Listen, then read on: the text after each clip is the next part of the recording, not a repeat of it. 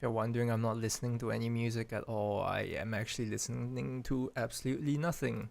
Anyway, hello guys. Today is a thing that is going to be different from usual. In fact, I actually don't know what's gonna happen right now because there seems to be some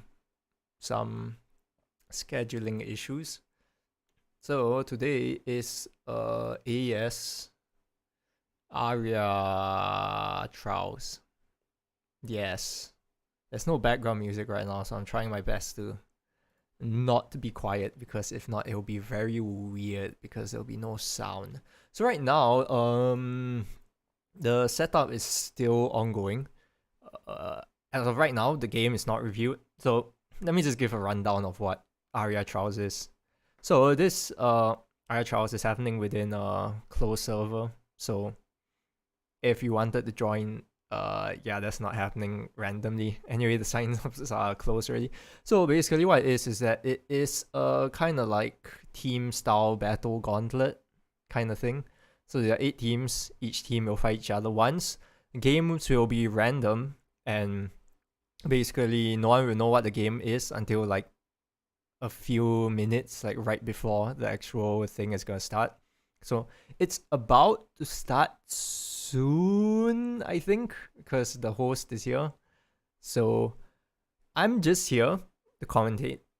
Technically I'm taking part, but whether I'll actually be playing is a different story. But as much as I can, I try and cover as much of it as possible, just to keep it for archive's sake, and also just because it'll be funny. So yes, basically the way it works is that depending on the game, there will be a few different conditions, whether it be reaching a certain objective or completing a run the fastest, or whether it be score, whatever. It depends on the game, but today's game is going to be a deck builder, but the game has not been reviewed yet. It should be reviewed soon, but I have no idea exactly when.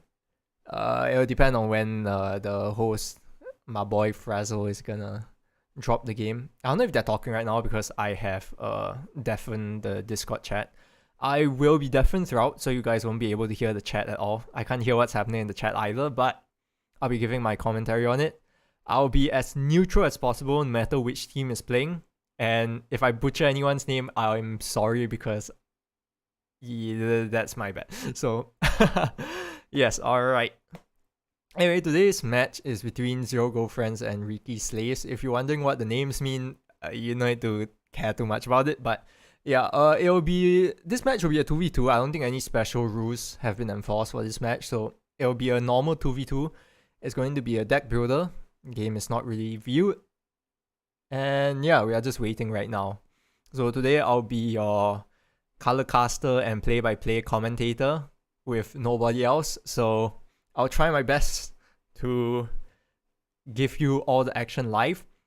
When I get the game and when I get the objectives, I'll be telling you guys. And when the games actually start and the players start streaming their perspectives, I'll move to the Discord screen share to show you guys.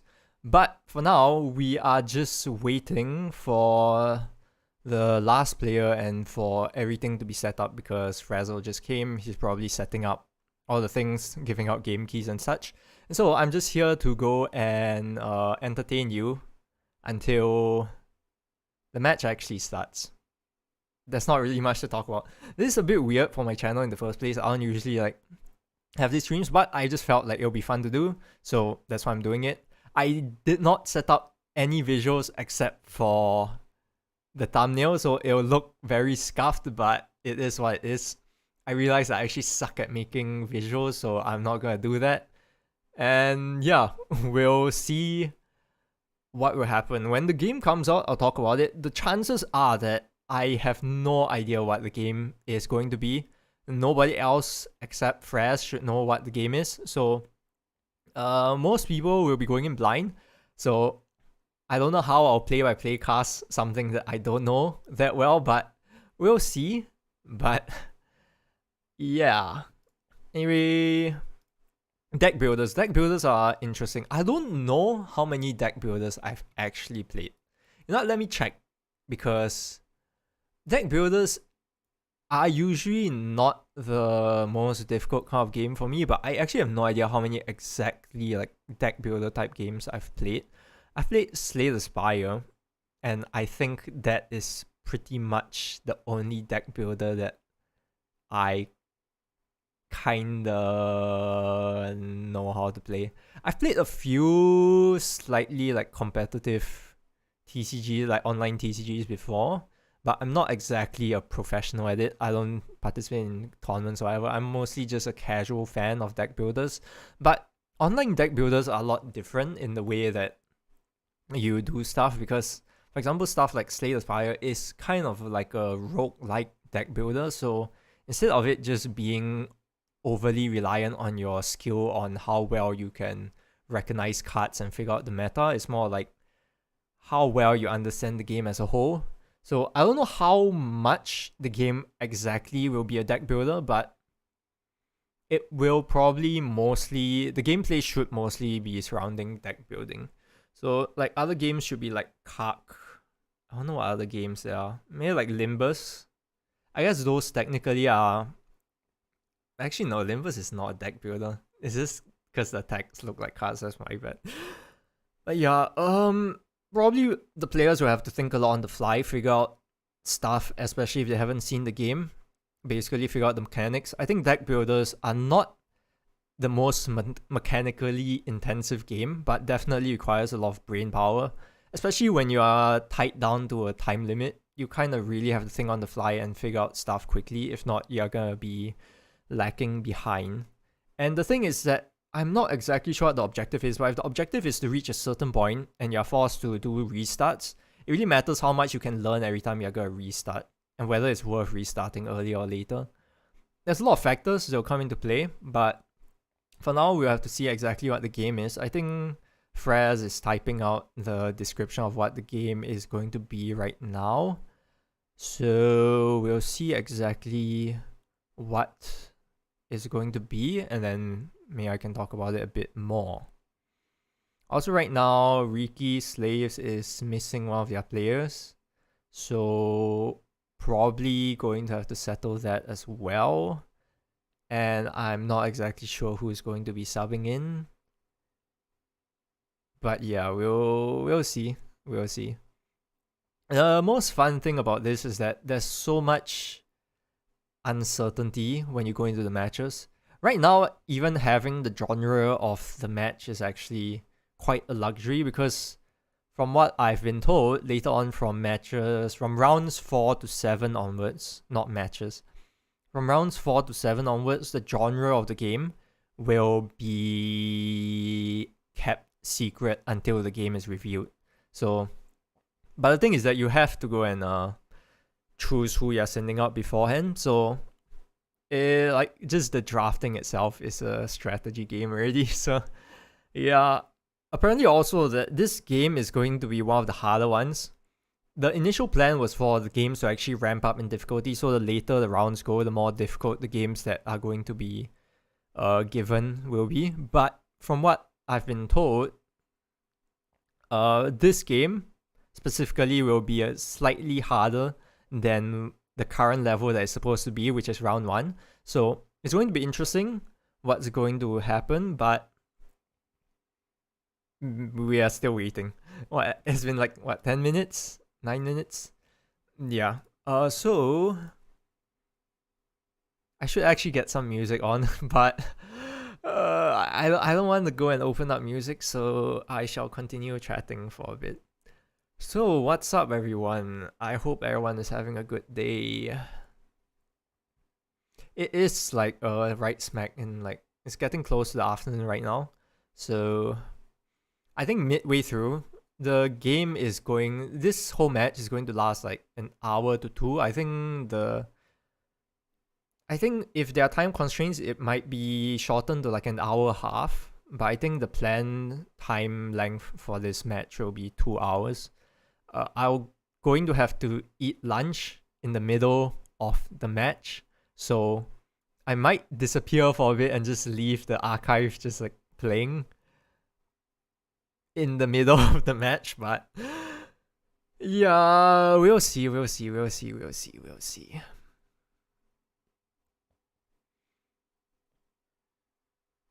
So anyway, speaking of AES stuff, I know I have not posted a review for this current season. The current season of AES contracts is running right now.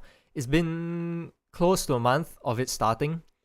I have written the reviews for most of my series. I'm only missing one to complete, but I have some stuff planned for stuff that I'm going to post, which is why it is probably going to take a while longer because I need to go and record some stuff. I have not started yet. I'm going to finish writing all like the base reviews for everything first before I go and start recording stuff, which is why it's been taking a while.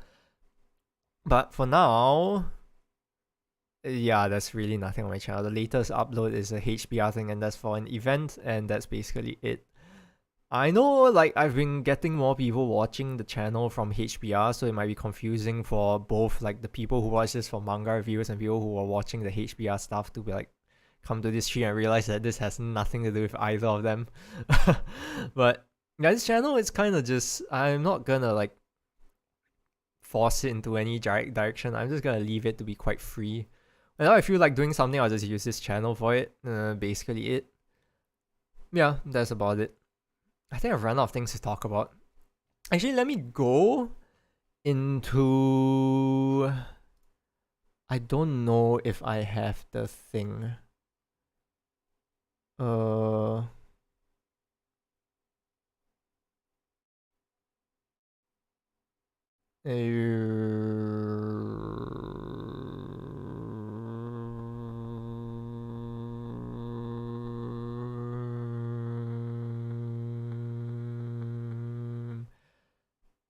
I don't have it. I'm just reading the chat right now to see what is the updates and stuff. Match will start in like 5 to 10 minutes. But give me a second. I'll pull up the sheet. Where's the sheet? Where is the thing? I think it's gone. The thing is there's no FAQ for this, so I don't know where it is. There is no FAQ. Is it anywhere? No, it's not anywhere. So yeah, anyway, there's supposed to be a couple of unique rule sets that you can invoke for certain matches, but I can't remember what they are. There are 2. But yeah. Anyway, right now, there's going to be 1 match today, but the rest of the matches will be pretty sporadic, and the chances of me actually catching a lot of the matches is probably not very high because of the fact that a lot of the players are based in like the US and EU side, so they are more like negative time zone hours. I am not based in either of those places, so I'm based in Asia if you didn't know. So so yeah, the chances of me actually catching all the matches is not very high, but I will likely go and what do you call that? I'll try and stream and commentate as many of the matches as I can, no matter who's playing. But if I can't stream all of them, then it's just a matter of bad time zoning. So yeah, anyway, we are just gonna be waiting on the last player. I think everyone is okay waiting. So this is gonna be a couple more minutes. And yeah, I kind of want to know what the game is going to be, so I can talk about it, just check it out for a bit. But to be fair, I guess no one is going to know what the game is beforehand. So yeah. Anyway, for this month of uploads, there will be probably all the reviews coming out this month. As long as I don't get lazy with recording them, they should all come out. Currently playing like the last game. I was thinking of streaming it because like I figured it'll be funny and it's kind of like boring at times. But also at the same time, I've been playing that game around like the evening. And during the evening is usually when like a lot of VTubers stream. And I've just been catching VTuber streams and just listening to them in like the background while playing games. So streaming with a VTuber stream in the background while playing a game is kind of weird. So I've just been doing it on my own. But yeah, I'm playing Wandering Sword right now.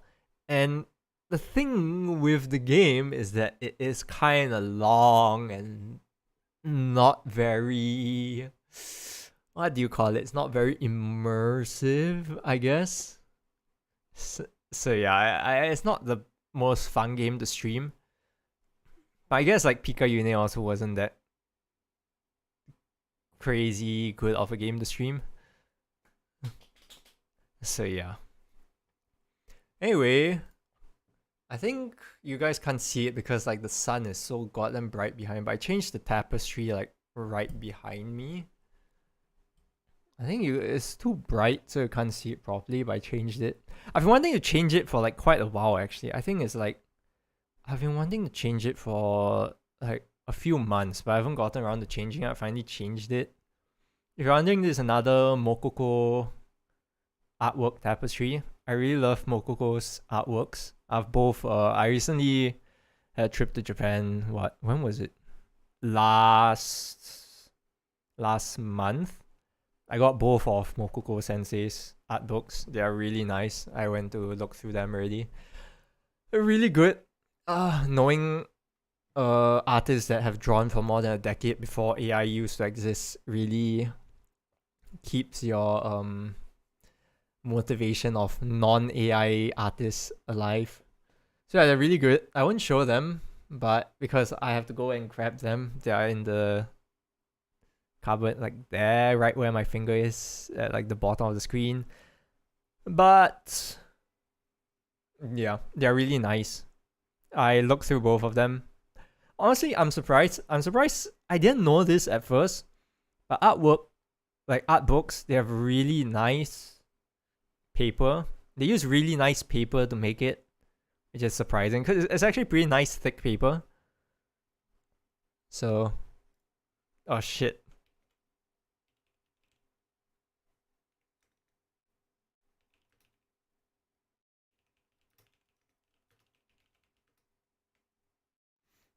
Oh no. Oh no.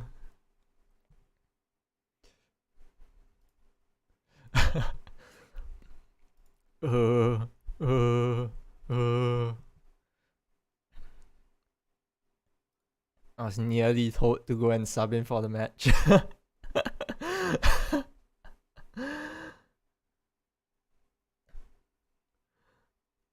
I would sub in, but I don't have. I can't make it because I have to. Like this time is not exactly really good for me, so which is why I don't want to sub in for this match. If it was like an hour earlier, I wouldn't mind and I'll stream it. But if we started earlier, I would have mind. But now it's a bit latte, so I don't really exactly want to go and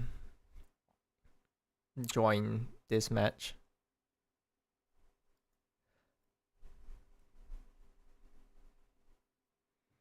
Let's see. I don't exactly know what is going to happen.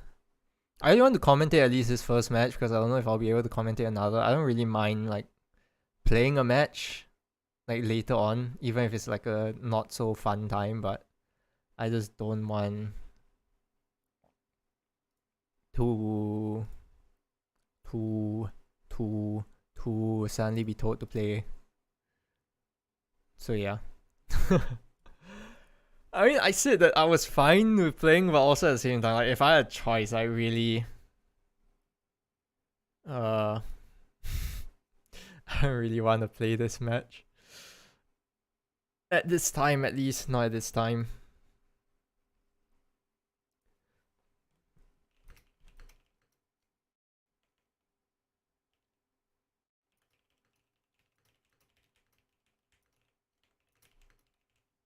I can't type with the mic in front of me.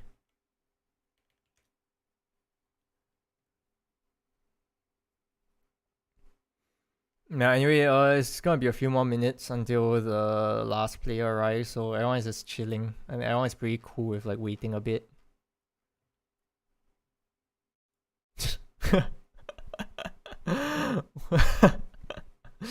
I I just asked Frazzle to review the first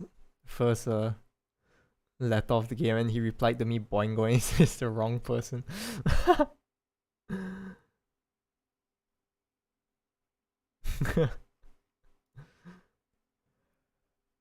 So yeah, anyway, seems like we will still have to wait for it. Maybe I should go and just launch up some soundtrack because I don't want to keep speaking. I'm running out of stuff to say. Let me just put on something. I hope it's not too loud. I'll turn it off after the game start, but yeah. But now we'll be waiting. Also, actually, should I talk about this? Sure. Actually, for the manga review watchers of mine, I started. Is it started? I guess you could say I started. I started doing translations for a series. I'm not gonna review the series yet because it's not been uploaded yet because my TS Pater Sheeran is very busy nowadays and he hasn't finished sending me the chapters for QC. Which he said he was gonna send, but he has not sent it, but he's busy, so it's fine really. So yeah, I started translating because I wanted to go and practice some Japanese. I'm still pretty mediocre at Japanese, but I've just been integrating it more, which is why I've been watching streams a lot more in Japanese. But yeah, you can expect to see a manga translation with me as a translator sometime in the future, but I don't know if I will exactly go and like make a review on the series. Like, wouldn't that be conflict of interest? I'm promoting my own. I mean, content creators always promote their own stuff. Maybe I will. It will depend because right now, I've only translated one volume. And it's not been QC'd or cleaned. Chapters have been cleaned, it hasn't been QC'd. So I'm not exactly sure what the progress on everything will be. And right now the series only has 2 volumes out. I have both physical volumes. I bought them when I was in Japan. First volume is done. Second volume I have not touched. I've briefly flipped through it. I don't know the exact details of what's inside. But only the second volume is out, and I don't really like talking about stuff when like prematurely when there's not enough chapters or volumes out because it doesn't really paint a proper picture of it. Usually when you have one volume or something, it gives you the general gist of, you can get the feel of where like the highs that a series can go. Like Oshinoko, when you read like the first volume of it, you kind of know the highs of the series, which is like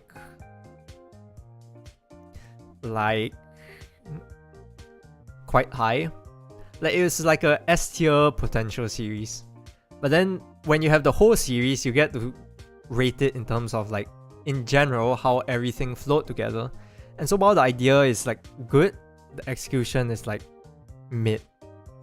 And so that's why I don't like prematurely rating stuff usually, especially stuff that's ongoing, because very often at times the ending, I mean, it's the same thing with how stories are written. The most important parts of the story are the ending, are the start, the end, and the highest point of conflict, because those are the parts which people remember.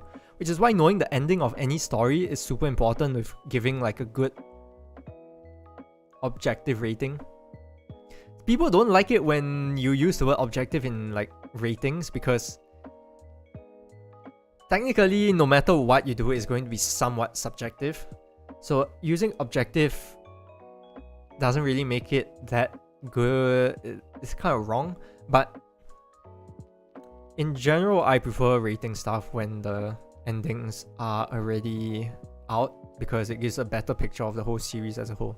Because the starting gives you a good idea of the idea of the series, the ending gives you a good idea of how the series went in total, and the conflict shows you, like the highest amount of conflict shows you how good the writer is in general at writing. And those are like the main parts that you want to see in general. I mean, some people might just rate purely on enjoyment, so yeah.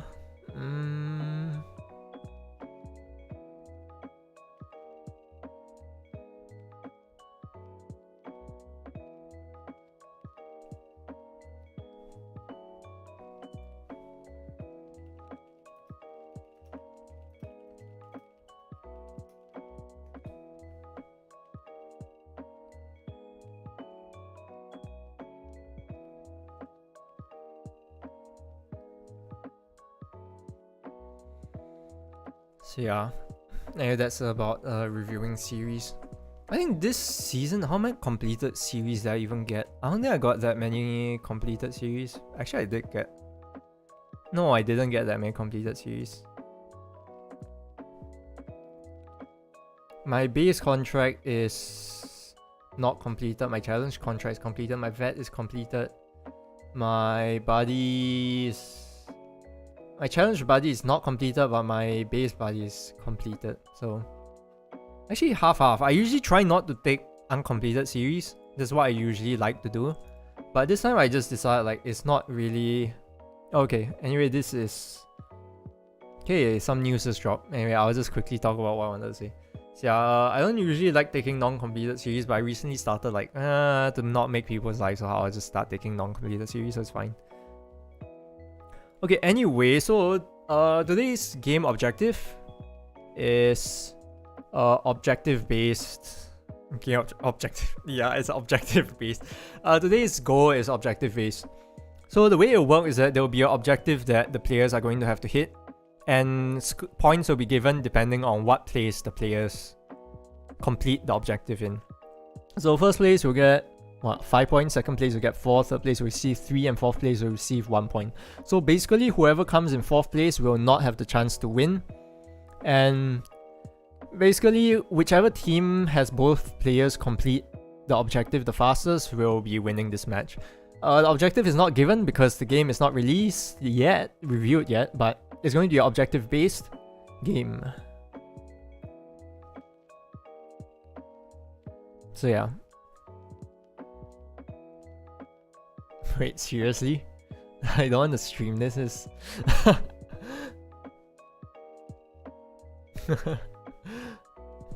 Frazzle just trolled. I think he said the game is gonna be Honey Pop 2, but I'm pretty sure it's not.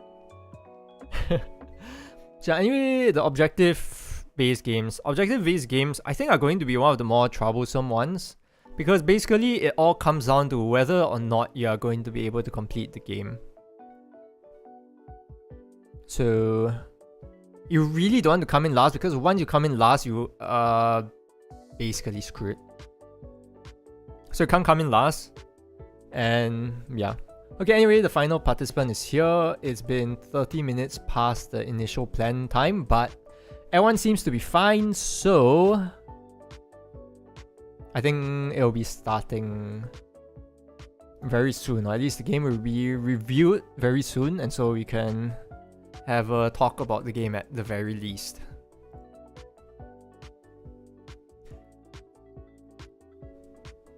I think the game is going to be reviewed now and also be handed out to the players to start downloading. Let me open up my Steam so that I can check out what the game is when it is reviewed and we can give a talk about it. I want to talk about how Monster Hunter's Wild has been released. Everyone is playing the game, but it's also exploding like everyone's computers, which is... yeah, it's pretty funny that everyone's hardware gapped by the game. I mean, it's pretty terrible that you are getting hardware gapped by a game. Like, the amount of players, the hype around Monster Hunter Wilds was insane. But the fact that like more than like half of normal people who have not upgraded their PC for like half a decade or like a whole decade even, who like have been able to run like every other game at least somewhat fine, suddenly just can't play this game because it just will explode everything.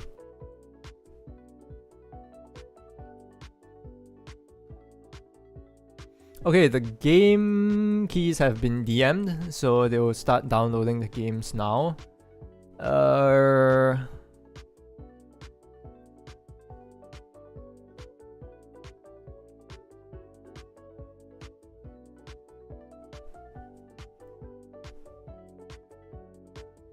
So yeah, the game is not reviewed to everyone, but seems to have been reviewed at least.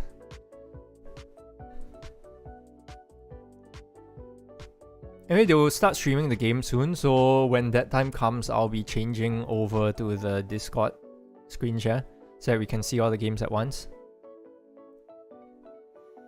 Anyway, if any of the streams are laggy, it's probably Discord's problem, because I don't know how well the ping is going to be. So if any of the players' streams are like lagging or something. Okay, the game is revealed. It's Die in the Dungeon. I've never heard or seen of this game before. Okay, let's see. The format is objective based. It's a deck builder game. The duration will be 1:30, but it might just be an hour. And objective, make it the furthest you can within the time limit. So whoever reaches the furthest in the time limit will be... It'll be what? Who makes it the furthest will be considered getting the furthest. So they'll be completing the tutorial, and when everyone completes the tutorial, the match will start. Completing a full run will set the players in the ranking. I don't know what the ranking is, but I guess ranking is how far you've gotten. So if you reach like if you complete a full run, you'll be able to okay, wait.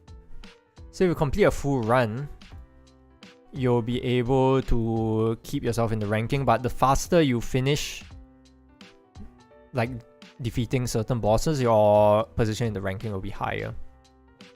Let's see what kind of game this is. From what I see, it's like... Oh, it's like a very confusing maths style game. There's a lot of... It's actually very interesting. I don't know exactly how the tutorial is.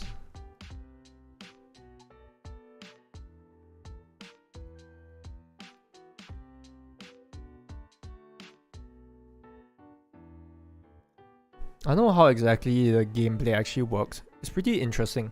It's basically like your dungeon crawler style map progression. So you'll have different... Actually, I don't know what they are, but let's just move to the screen share right now. So yeah, I will make myself tiny so that you guys can see the gameplay.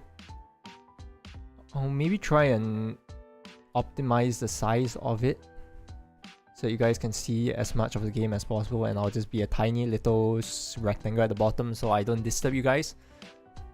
Okay, so they are playing through the tutorial right now. I will be turning off the music. So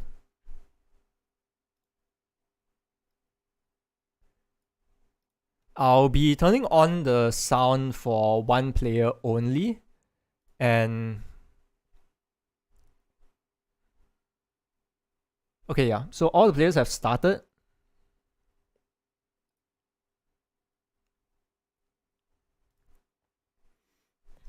Okay, I can't really exactly see. And since it's a tutorial, I'll just go zoom in on one so that I can see what exactly it's about. So this is a dice-based game. I see. Let's see. Oh, it's lagging. Amount of energy points you can use. So basically, every turn you'll have a hand of dice, and you can use a certain amount of dice every turn.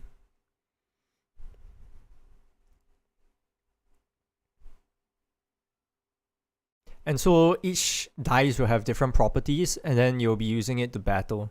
So in a sense, I would say it's pretty similar to Slay the Spire, except the fact that there's RNG in dice manipulation. So yeah, I'm pretty sure that the way this board is set up as well will also have some synergies with certain dice. So I think people who've played other deck builders that are in this same dungeon crawler style will be pretty used to it. I think in essence this game would be very similar to stuff like Slay the Spire, because it pretty much is quite, what do you call that? There's not really much skill in it, it's more on strategy. So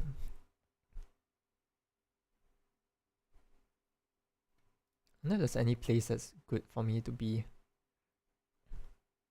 I'm not good in any position, whatever.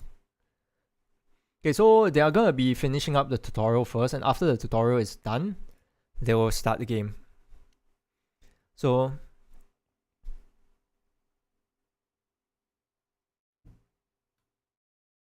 oh, there's more stuff. Oh, there's some additional like buff stuff. Some serious bad luck. You can roll zeros on attack dice. Can still fix this. See this purple dice? It's a new dice type. Oh, there's different dice types, of course.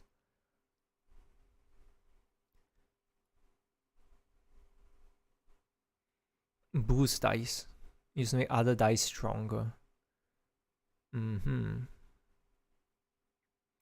Go and put it on the board just to see what happens.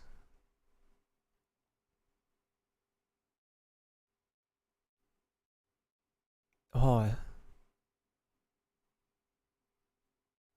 Oh, the number indicates how many away. Oh, that's so interesting. Anyway, after every encounter, you can choose a dice. So you can see all the properties of the dice: block, terrain, boost, which is what they're going to be, what dice type they are, D8, D6, D4, so the max value faces they have, energy costs. Basic dice just means I think they're just basic, they're not anything special, and this glass or double dip, I'm not exactly sure what they do. Okay, here, on drawing this dice, draw one extra dice. So basically, they have extra properties to it.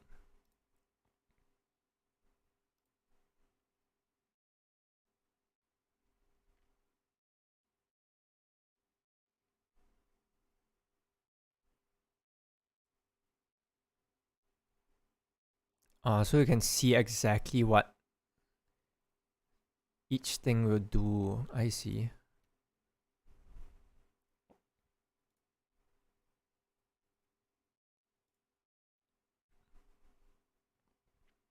Okay, anyway, everyone has just finished the first fight.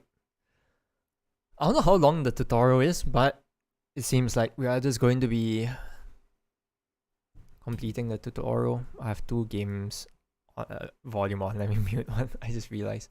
Okay, your first relic. So of course there are relics in this game as well. They should be permanent boosts. Let's see. On odd turns, get +1 bonus modifier. Draw one dice. And is this the start of the game?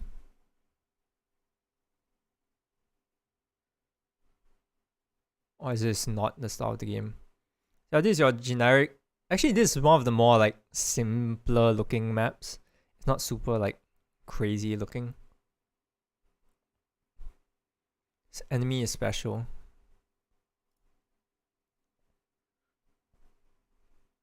See the icon over there? Icons like that indicated the enemy has a modifier. When killed, the action of the next enemy will be cancelled. So you have to watch out for enemies as well. When killed, does 3 damage to the player. Wow, that sucks. When killed, grants +2 block to the player.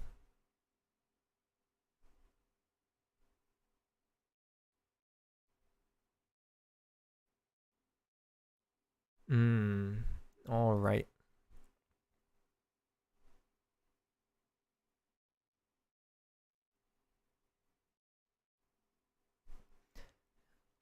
Anyway, for the sake of everyone watching, if you want to know how the teams are, the top 2 players who are...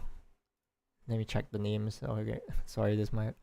So we have Anoni K and Acid Angel. Or Discord username is different. Anoni K and Acid Angel here are from team Ryki Slaves, and Battler and Floopy are from... or Floppy, I guess, are from Team Zero Gold Friends. So if you want to know how the teams are split, you'll watch these two as a pair, these two as a pair.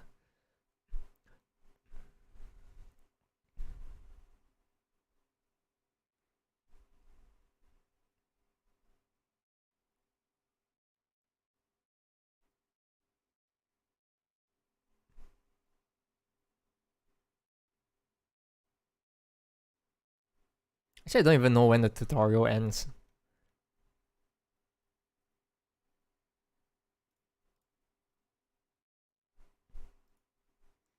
You have to finish the full first map before... You have to finish the full first map for the tutorial to be completed, or is it like different? Of course, you have the add and remove mechanic. You have random events.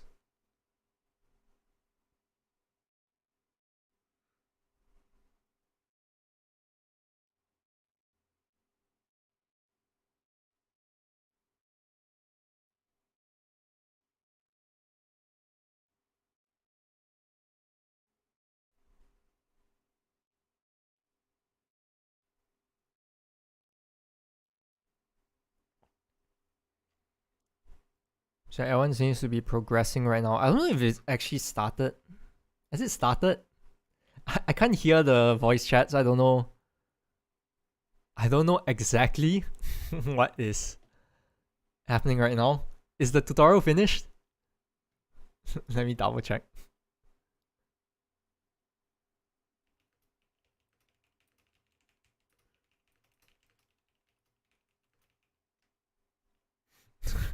I really have no idea whether the tutorial is finished. So anyway, there's not really much play-by-play to be happening.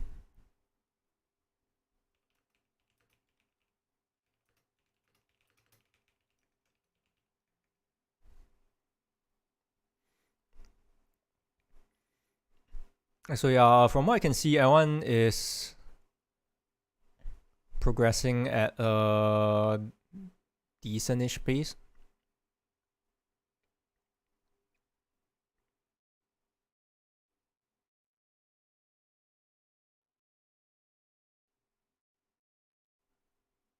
Modify dice phases. You can increase dice phase numbers.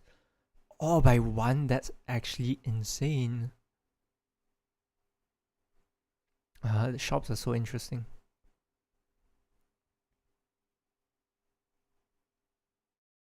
Okay, so it seems like most people are like right around the shop right now. At least like the first shop at least. Seems like the seed for all of these first runs are the same, but the random events are a bit different.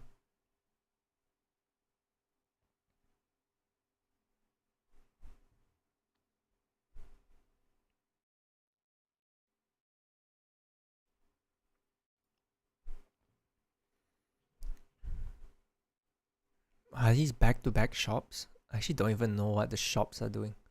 Gold. I think gold is important, it seems.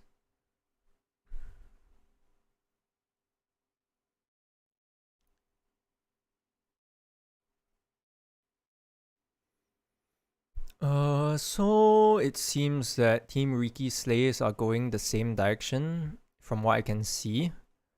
I think Battler is also in the same direction. Floopy, I wasn't paying attention just now, so I'm not exactly sure where they are right now. Everyone is moving in the same direction, it seems. Everyone is in the bottom lane. I think everyone has a different idea of what they want to do in the shop. I think right now everyone is still just kind of figuring out, especially since there's no shop tutorial. Everyone is just figuring out the game in general. Oh no, Battler went the top path. Everyone else went bottom path, just so you know. So there's a rest how it seems.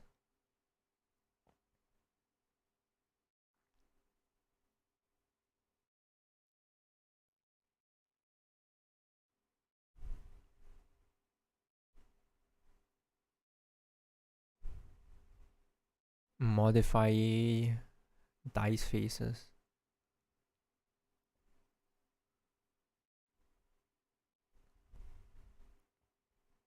I'll go and zoom in on someone if they start fighting a boss first. But besides that, I think I'll just be showing off everyone at the same time.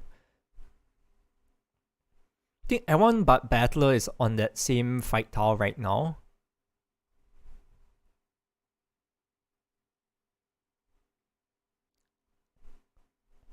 So Floopy is choosing between two. She chose the elite boss path, it seems. Acid Angel also chose the same path. Nonike is just checking his deck right now and choosing to go to the non-elite path. This is like a weird rest tile. You can choose what to do with stuff, you can discard stuff, and then there's a rest tile.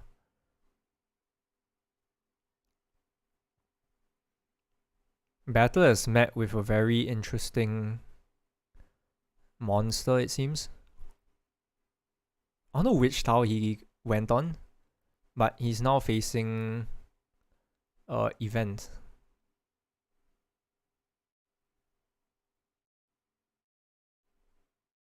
He's at the top tower right now, and then he's going to a battle as well.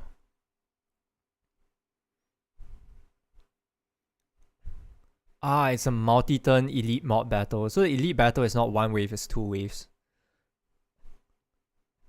So Battler is right now the furthest ahead. He's at this relic tile. Free sample. Okay, got a relic as well, and then now he's also in the relic shop. The shop is the same. And so yeah, Anonike and Battler are at about the same position right now, and Acid Angel and Floopy are also at around the same location right now. So they are just double checking the relics right now, figuring out what's worth it to get with the amount of cash they have. And Battler is going to move on. He's still on the higher side of the map. Discard tile, battle tile. He went to the discard tile. Nonike is also moving. He has to go to a battle tile.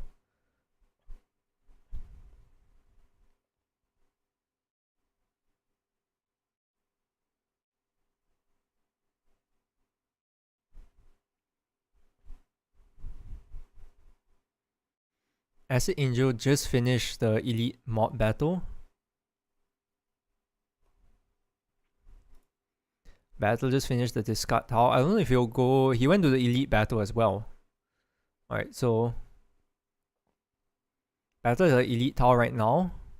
Acid Angel has moved on from the elite battle. Floopy just finished the elite battle and is choosing a relic as well, same as Acid. The Acid finally picked, and there's another dice to pick, D4.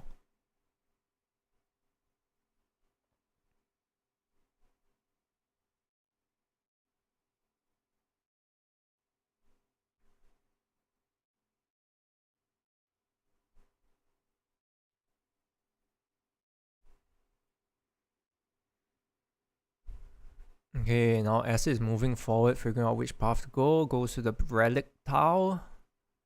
Gets a new, or gets coins. And a new relic. Energy drink. +1 energy on turn 1.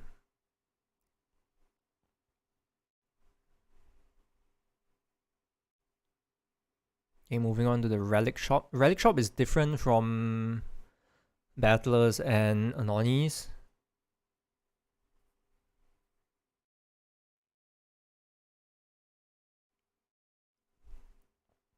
I'm moving on to the battle tile.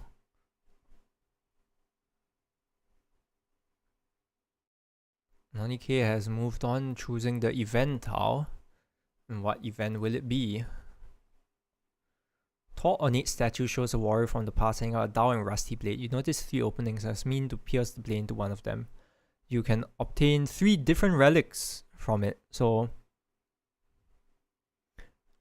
depending on which one you pick, a certain dice will be buffed and a certain dice will be weakened. Oh no, it's different. So the heart increases attack, but it damages you. Stomach increases defense but lowers your attack. Or lowers your block. Increases your attack and lowers your block. Lung increases defense, lowers heal, it seems. Yeah, a free relic, that's nice. Forge Tower now. Battler is still in the elite fight. That's not a relic shop. It just says relics there. This is a shop. There's just different shops. This is so confusing. I actually have no idea. I guess they're just different shops. Alright.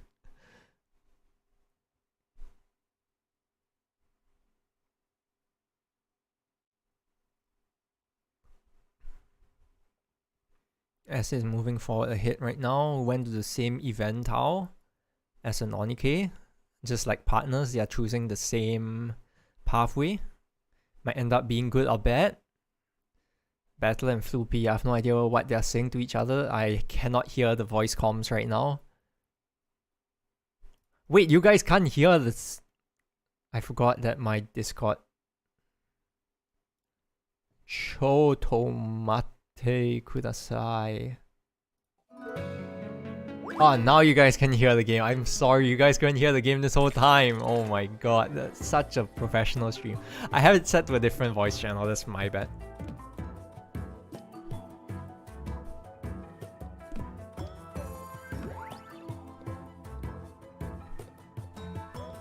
Alright, everyone is mostly on a fight tile except Acid. Acid is still in the shop figuring out what's the best use of money right now.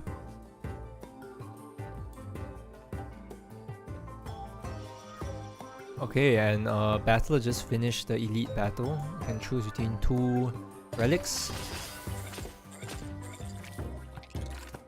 Just picked it. I did not see in time. I guess it's fine.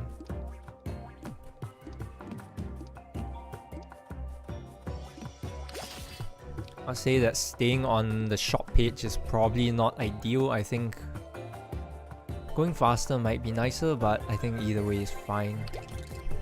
So most people seem to be getting pretty close to the boss right now.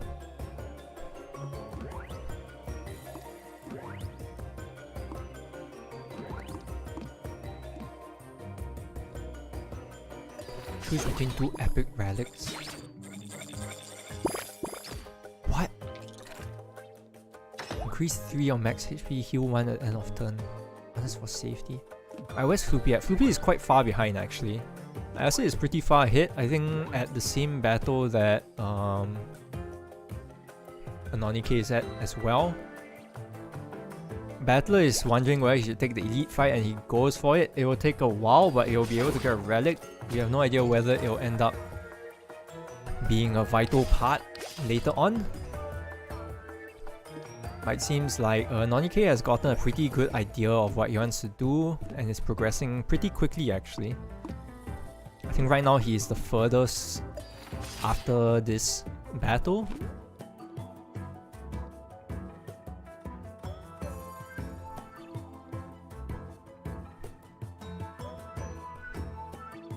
So we don't know exactly how Battler's choice of choosing the top area instead of the bottom area like everyone else will be, but it might end up making a big difference later on in the game, so we have to see what happens. So Anonike is at the shop right before the first boss, choosing to upgrade a few dice.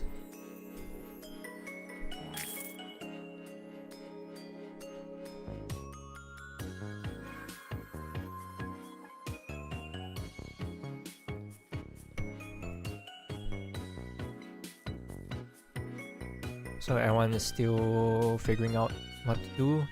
Floopy has moved on, going on to the next tile. Chooses the event tile instead of the other tile, and it's a fight. That is unlucky and it's not ideal, but getting more gold before the final fight is probably not a bad idea. So Anonike is the first to reach the first boss. Going into the match right now, 75 HP with mobs. As start of the turn spawns allies.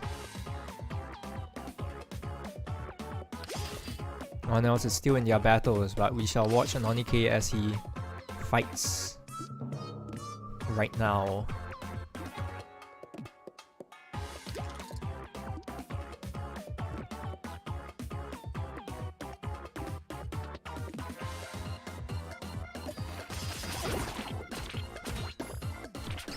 That's a good amount of damage, but the boss also hurts quite a bit. The mobs seem to increase in HP after every turn, So dragging out this fight is probably not ideal.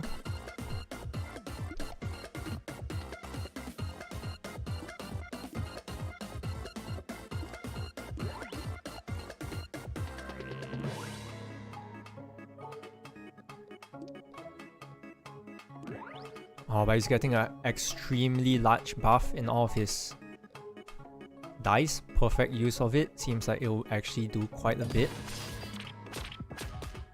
Takes quite a lot of damage, but the boss is nearly halfway dead. And there's a +7 on the board, which will probably do a lot of damage. He still has to be careful because if he is not, there's a high chance that he could in fact die, but it seems like he already has enough damage to kill the boss. So it seems like he will... Actually not he, I don't want to assume.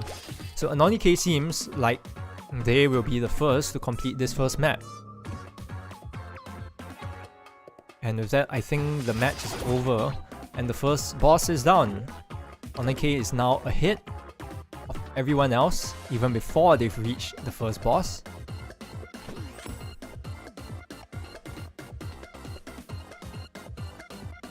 So it could be said that Anonike has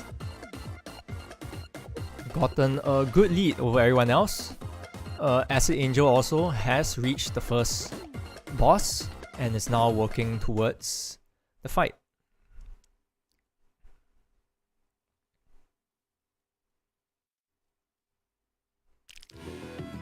Area 2. So as you can see, now Anonike is now firmly faster than everyone else in the next area already. Team Zero Girlfriends is currently lacking behind right now, still at I think the final fight before the final boss of the first area.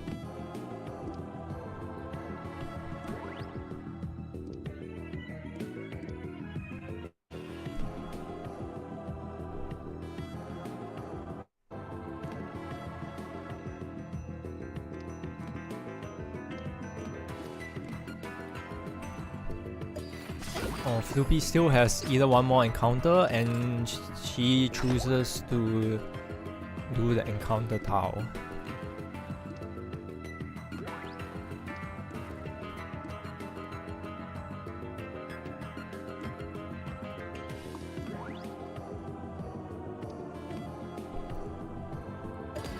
Acid seems to have taken a more conservative approach in their deck because it seems like they have done not a lot of damage in this first turn, which is not ideal, but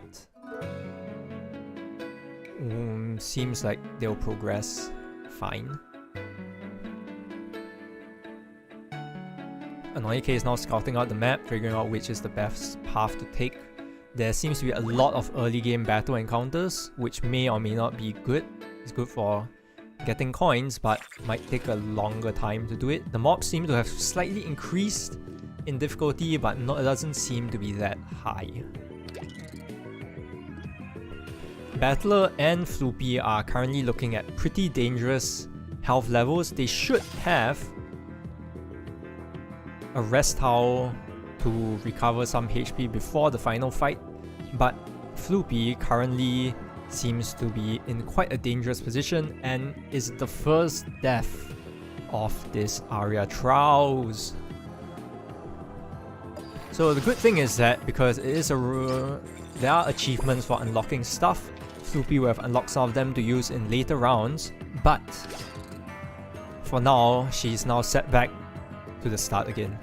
And now Battler has caught up with Acid and has finally managed to make it to the first fight.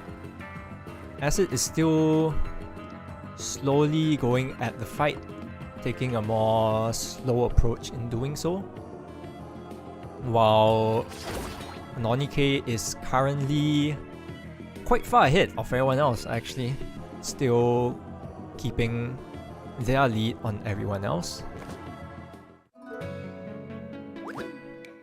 I'm not sure if lunch has arrived. If lunch has arrived, I might go and grab it very quickly and come back.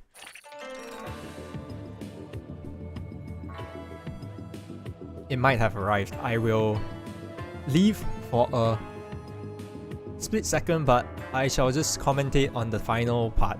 Floopy has just restarted her run and is now going again at it. Acid also lost to the first boss, unfortunately. Battler is also currently fighting the first boss, but we'll have to see how well he manages to deal with the boss and if he has enough damage to deal with it.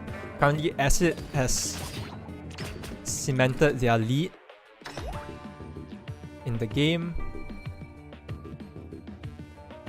and is seemingly trying to pull that lead as far ahead as possible.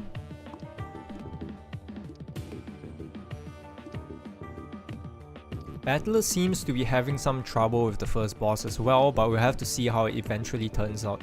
Seems like a lot of players have run into the issue of using too high cost dice and are unable to fully make use of everything, which seems to end up becoming an issue. Meanwhile, Acid, I think, chose too conservative of a method and ended up dying to the boss. Battler actually seems to be in a decent position to be able to win, but depending on how many mobs continue spawning, and if this continues dragging out without any attack tiles, he might see himself in some trouble in the same situation as Acid is in before. So Floopy is still trying to make her way back to where she is. She currently is the furthest behind, and unfortunately, while not looking, Anonike has fallen. But he has ended up being the furthest ahead, completing the first area and unlocking new stuff for the second round. It seems like he has gotten a pretty good first run, and hopefully it's not just luck but also skill that he has managed to gain from this fight so that he can actually do a lot better in this second run.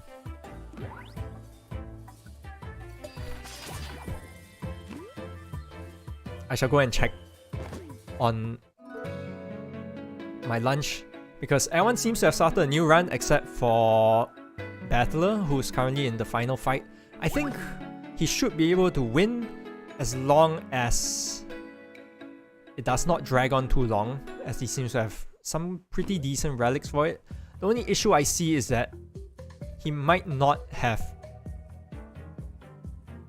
a lot of energy to use his dice, so this might end up being a relatively dragged on fight.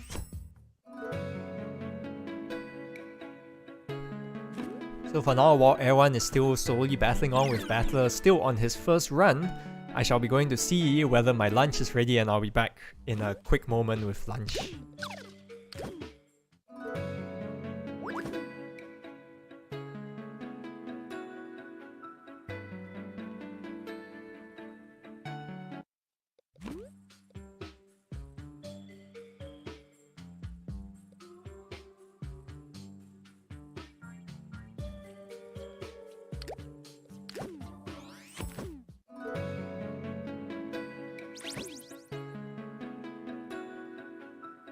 Lunch has in fact not arrived, so I am back.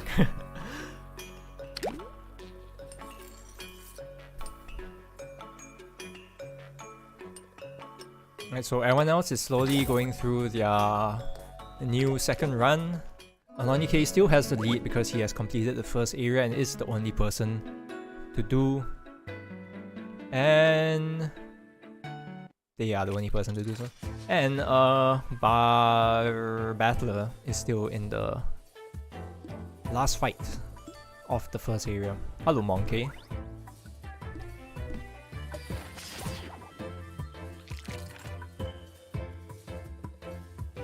So this time it seems like Anonike has taken a different approach. I think that Anonike did not go into any of the elite tiles beforehand, but now they have chosen to do some elite tiles this time as well.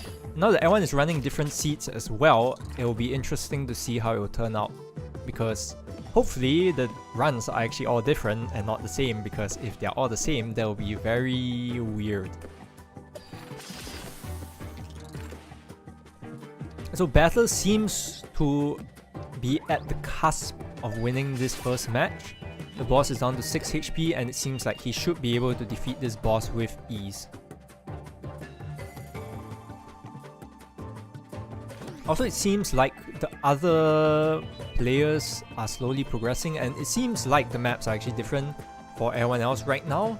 So that is going to be interesting to see how their runs will differ from now on, because everyone has had relatively same runs at the start, because yeah.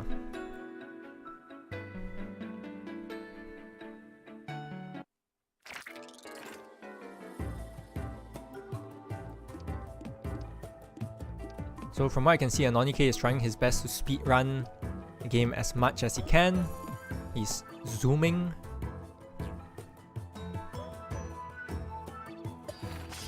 Seems like he's gotten pretty comfortable with the game.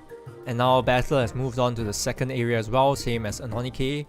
But whether he can progress further or not is going to be different.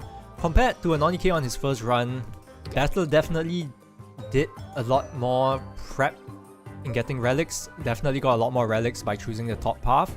And we'll see how that ends up working for him.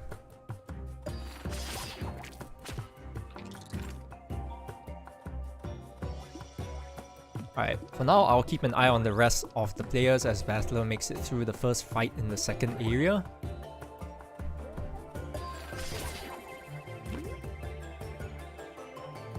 I like to see how Anonike is doing, because they seem to have a very good understanding of the game and seem to be trying to go as fast as possible through the game. And since everyone has different paths right now as well, it's very hard to keep track whether in which position they are. But let's see how well they actually end up doing. So it seems like Acid has also gone for grabbing for fighting a elite battle as well. Floopy is taking her time, which seems to be fine, because sometimes I believe that even just completing a run might end up becoming more vital than trying to do it quickly. So with everything so different now, it's very hard to figure out who is in a good position.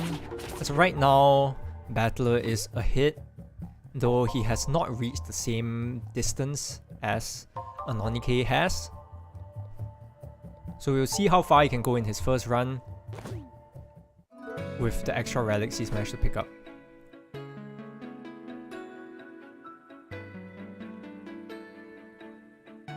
Anonike just went to a relic tile, and he has quite a good amount of relics, I would say.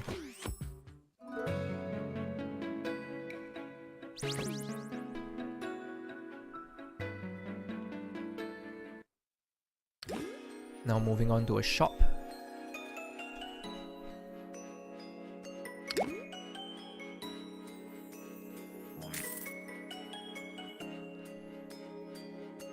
Seems to be very comfortable with some of the stuff and just quickly looking through. Trying not to waste too much time looking at his synergies. Battler has just finished the first fight in the second area and is now working towards progressing in the second area.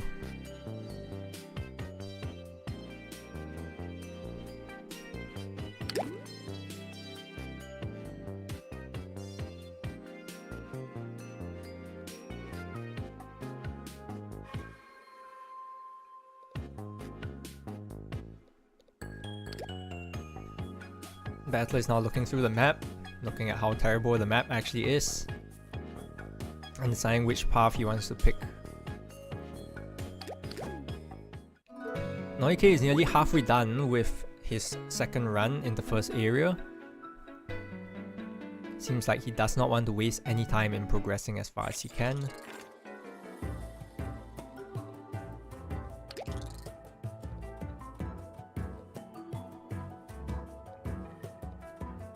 Compared to Acid and Floopy though on their second run, Anonike has obtained a lot of relics, the same amount as Battler had managed to get in his first run, which was quite a lot because of all the elite fights that he has gone through, and they're all in battle stages right now.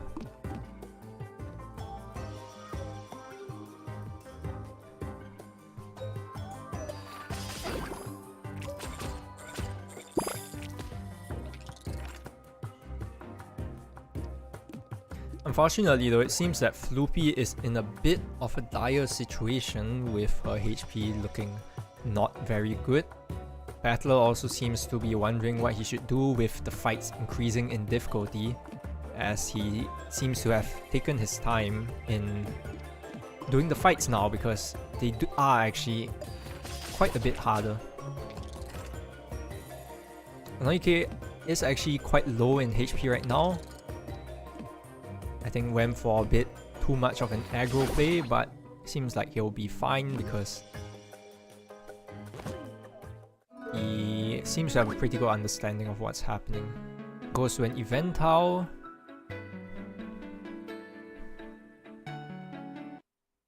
An Eventile is unfortunately a fight. So he wants to try and heal as much as he can, especially with his HP being kind of low. Acid is going to pick a Relic now, as well as Floopy as well. Floopy is still at quite a precarious situation with her HP.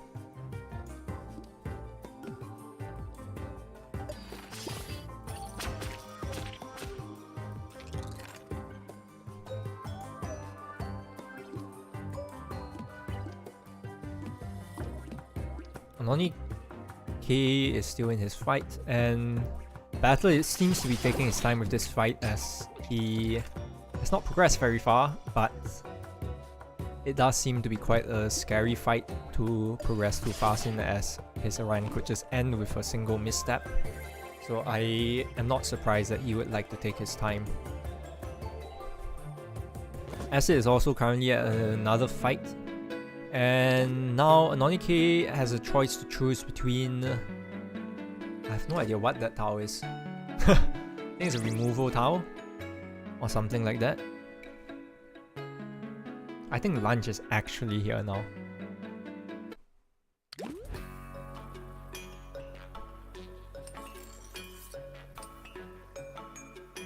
Seems like Battler will be able to make it out of this fight, but it seems like it might...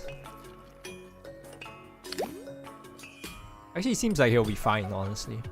The fight took quite a while, but it seems like he knows what he's doing and he might be able to progress pretty far at the current rate that he's going, though we don't know exactly what for sure is in store for the second area. So Floopy and Acid are at fight again. Floopy is trailing behind the two players of Ryki's slaves, but seems to be progressing at a solid pace, though it seems like she might be in a bit of trouble again as her HP is a bit low.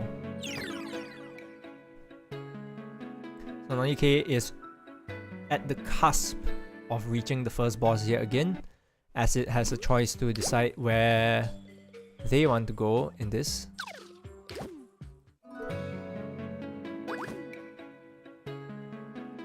Anonike has chosen to give up a relic from an elite fight and chooses to go to an event tile, and will be able to get a relic from it anyway, and decides to skip it.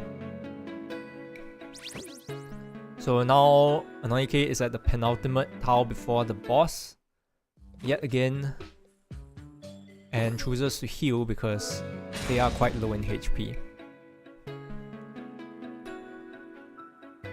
So Anonike is back again at the first boss after a very quick start compared to the other two players who had to go for their second run. Battler is still very far ahead because they are still on their first run.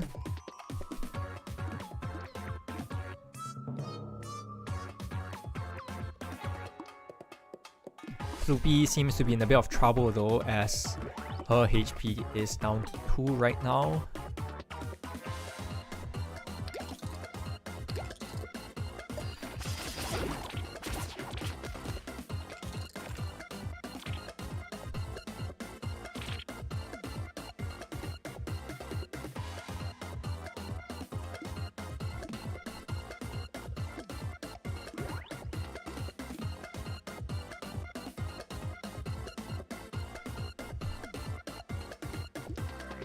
Right now, Floopy seems to be in the most difficult situation with not a lot of HP and still quite a bit of the first map to go.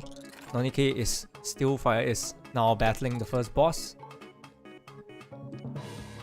And Acid is in the midst of fighting an elite battle. Battler is still stuck in one of the long fights.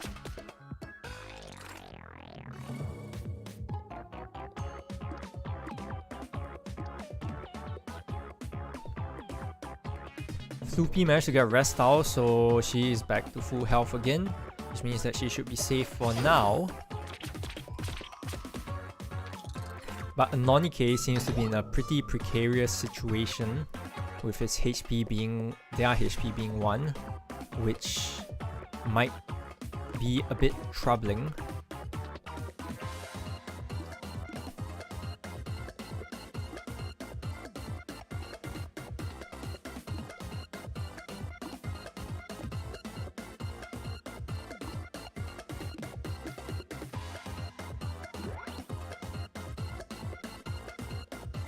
Seems like Nonike is going to have to take a restart, even though he has gotten to the first boss the fastest of all the second run players. It seems like their haste has caused them to not have as good run as their first run, which is unfortunate.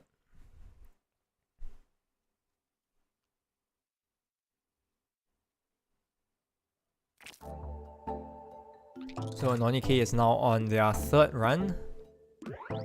Acid and Floopy are still going through with their second run, and Battler is still going strong in their first run. Managed to get through the battle gauntlet and is now able to progress a bit further than everyone else.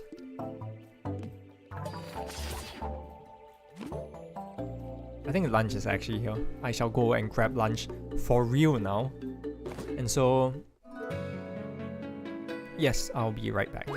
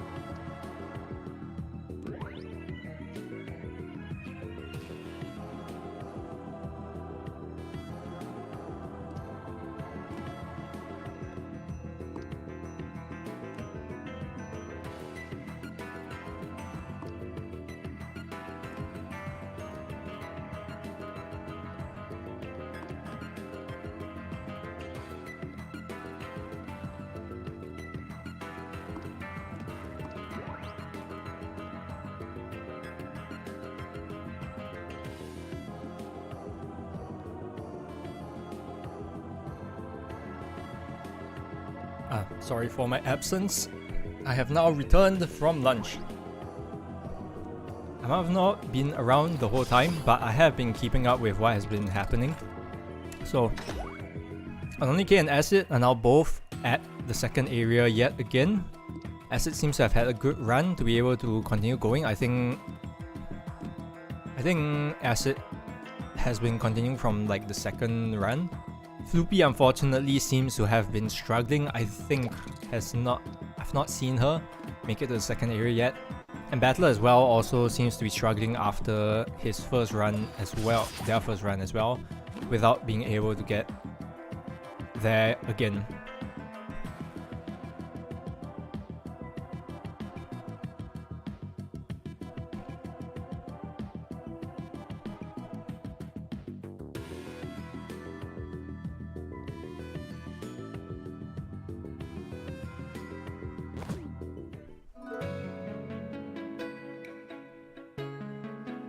As of right now, as the standings go, I actually don't know how Frazzle is calculating the objective, but as of right now, in terms of how fast everyone has gotten to the second area, it starts off with Anonike, then Battler, then Acid. Floopy still lagging behind everyone else.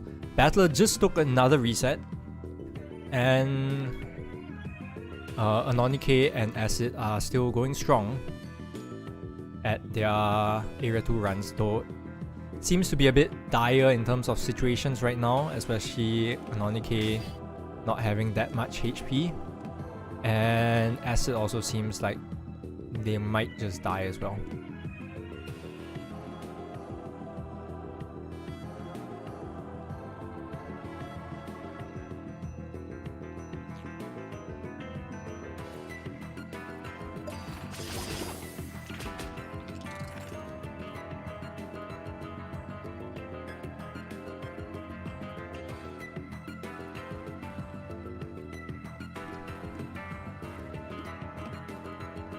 So from what I see, despite making it to the second area, it seems like the second area is a lot harder than it seems.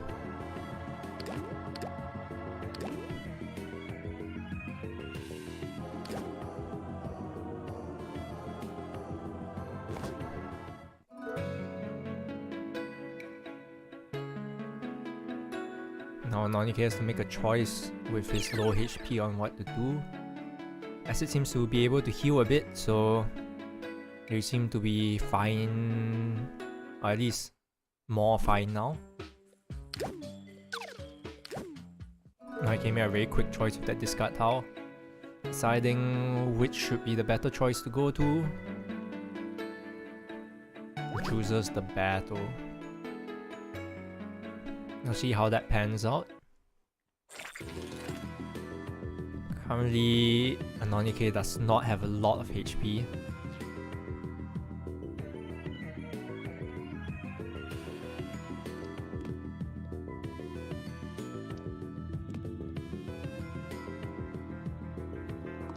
Meanwhile, Acid is still, after getting that lucky heal from 1 HP, he seems to be in a decent position and seems to be able to beat the stage.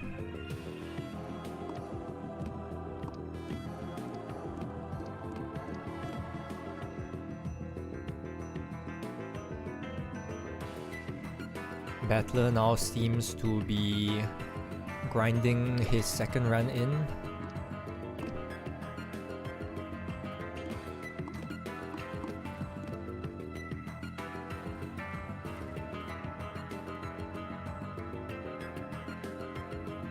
But it's tough to say how far he can progress right now. Acid seems to have taken an elite battle when with that amount of HP might be a bit dangerous, because I think Acid will not be able to survive this attack. And yes, that's it for Acid's run. It was a good run, pretty deep into Area 2, but unfortunately not able to get any further.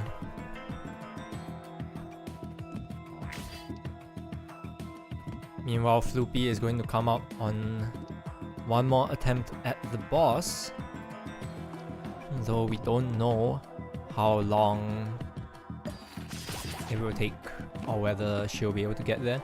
I believe that she can with her current setup. I have no idea actually. I don't know what the relics do because I can't hover over them, but Floopy does not seem to be in the strongest position, especially with number of relics. I don't know if that's a choice to be... I don't know if that's a choice to have not so many relics and use all the coins in the shop or what, but we'll see what she can do with the cards or the dice she is given. The dice? The dice? What's the plural of dice? Dice? Dice? Is dice the plural of die? Is die one die? And dice multiple die? Well, anyway, Nonike is not halfway through the second area yet. The relic would be the halfway point. But Nonike is approaching that area. Battler is also around the halfway point of the first area, I think, or maybe even slightly further. And Acid is still on a new run, while Floopy should be coming up to the final battle of the first area yet again. I can only hope that she'll be able to get her first clear on the first area, because it seems like she has been having quite a bit of trouble with the first area in general.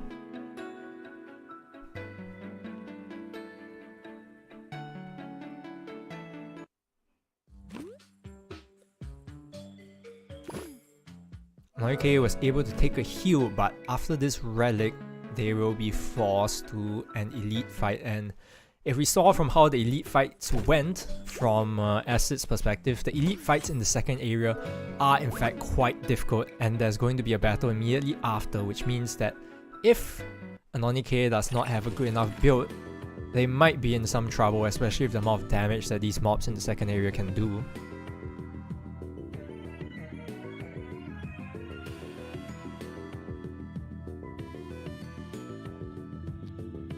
Battler is still having a decent run, but having had to restart so many times, I'm unsure of the furthest he'll be able to make it within the time limit. Floopy should be coming up towards the end soon, but I'm also unsure of how far she'll be able to make, because from what I can see, she seems to be having some troubles. Is the best way to put it.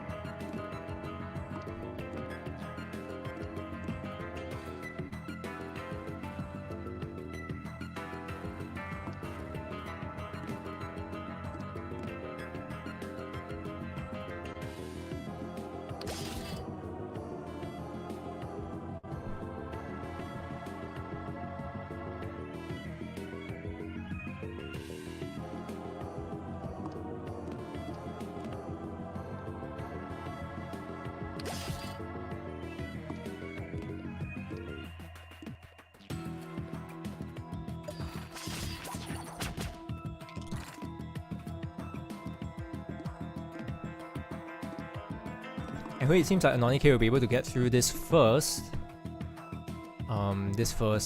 battle of the elite fight, though it's unsure of how the second battle will go. It might become more difficult later on as well.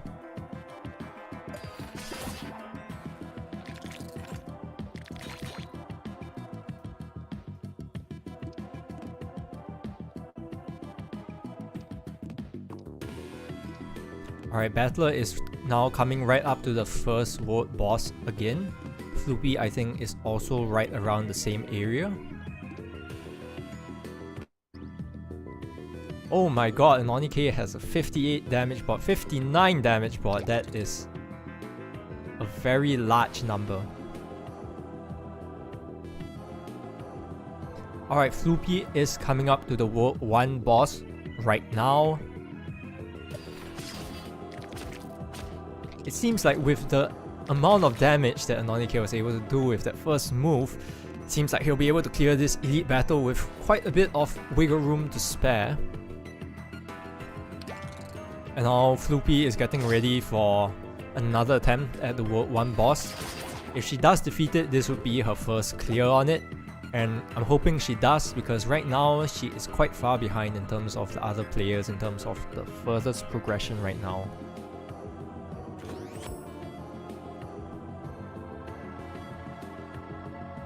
Battler should also be reaching around the final boss right now. I think after this battle there will be a few more tiles before he reaches it, or they reach it.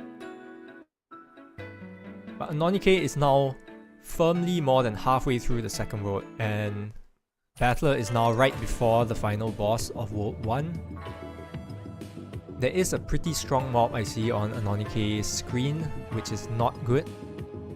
And it seems like this boss is different from the bosses that has been fought before, because this is a Scorpion boss. I'm not exactly sure what is different about the Scorpion boss compared to the maggot spawning fly chef, but this will be a different boss to see how well they do. So Battler and Floopy are now both at the same first boss. They only have one relic, and I'm not sure how strong their decks actually are, but we'll see whether they'll be able to surpass this boss. Minor Acid just getting a new relic, getting about the halfway point of World 1 yet again.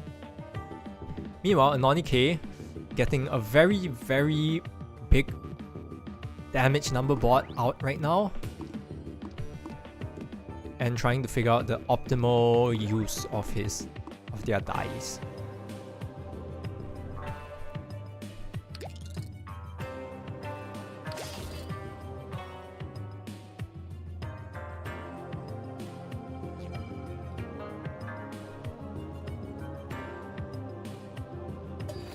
Seems like Anonike has decided on his move, but they do take a lot of damage from the mobs.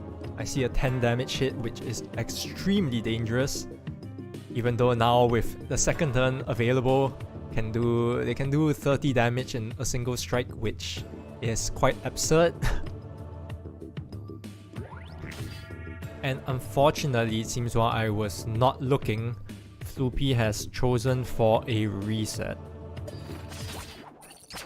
Seems like they weren't able to get past the first boss, and so Floopy will have to go yet again. It seems like Battler is also having equal troubles with this boss.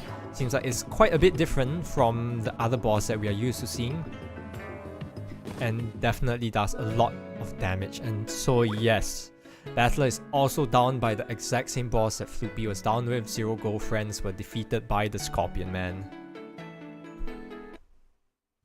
Meanwhile, Anonike has managed to get past that battle. They're not at the healthiest HP right now, but has progressed a pretty decent amount in this second world. There is a chance that Anonike will be able to actually make it to the second boss battle, though the second boss is probably going to be a lot harder than the first.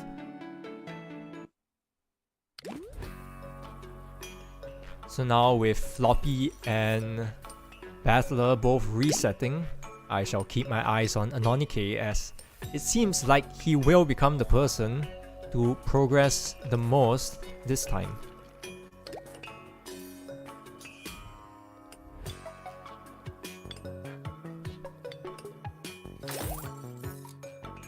Now, Acid does not seem to be in the best state right now, but still quite early on in the game, so I believe that they should be fine. Anonike is taking their time to think things through, because if I were in this exact same situation, I would not want to throw this run as well. This could be the biggest difference between getting a first place win and a second or third place finish. If Anonike does in fact actually manage to defeat the second world boss, so I think it would cement them as the first place, which would be massive for the team. Although you would actually rather avoid being last place, because it just basically means you'll lose.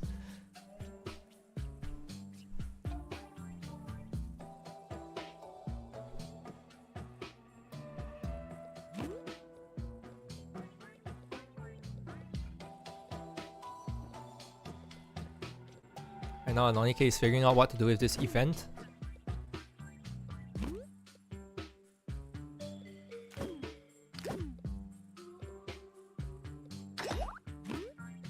he buffs a boost crystal. Now it's going to be the penultimate fight before the second world boss. If he manages to get past this, he'll be the first person to reach the second world boss, and might be the only person to reach the second world boss if time starts to run low. If I'm not wrong, the time for the end of this match is coming up relatively soon, although I'm not exactly sure what the exact time is. Only Frazzle has the clock going, I think. It's not shown anywhere.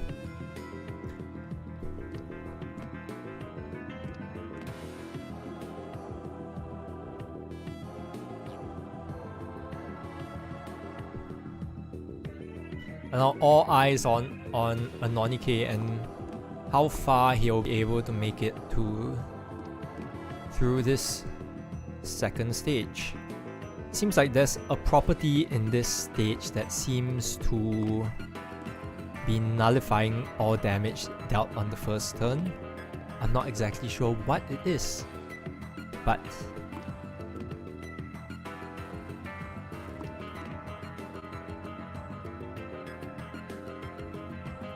I'm really not sure why it is. I don't know why it's nullified. I don't see the property that's causing it.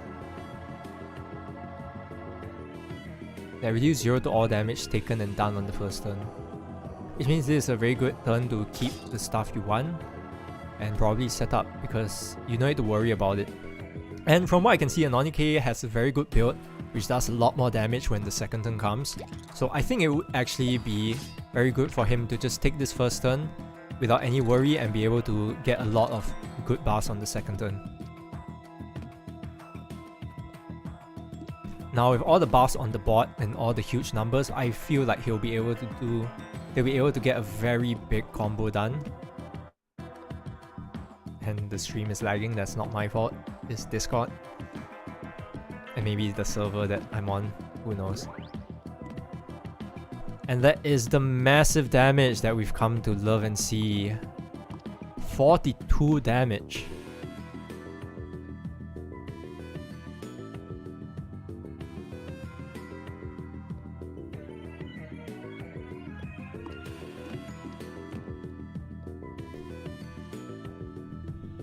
It seems like he won't be able to take that damage or that block.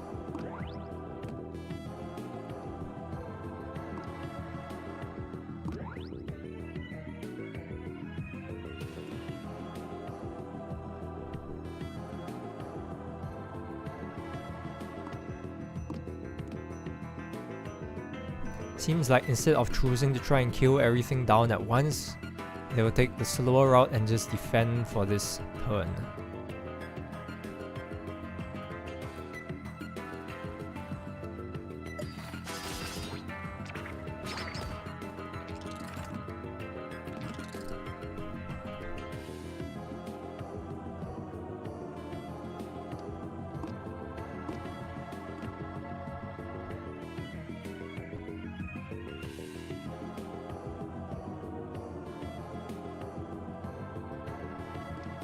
However, it seems like with all the honey on the board, it's causing a lot of problems to be occurring with the values that can be obtained.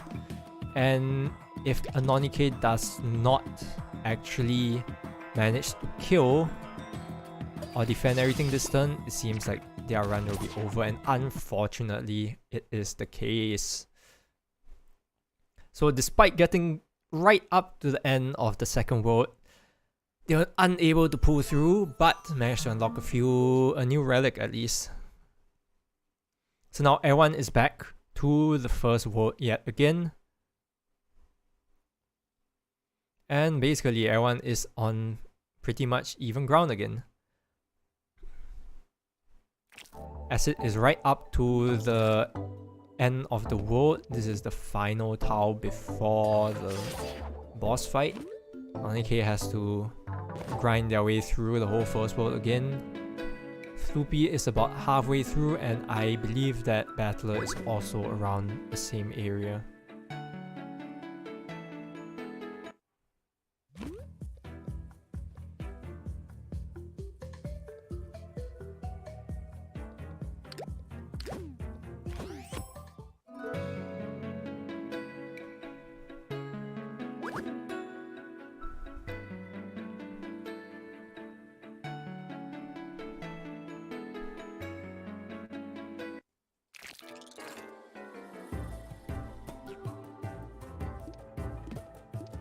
Anyway, right now the only person in the first world boss is Acid.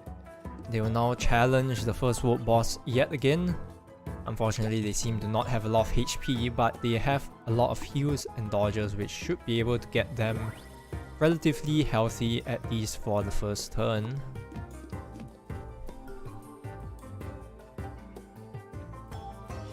And everyone else is slowly progressing through the game yet again.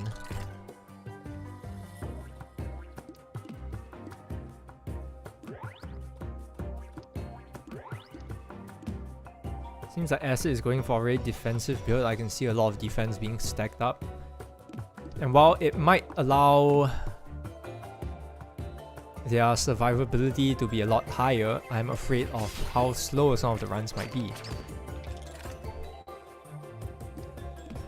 Although I can say that patience is a good virtue to have in a challenge where you are trying to do things as quickly as possible, might not be for the best.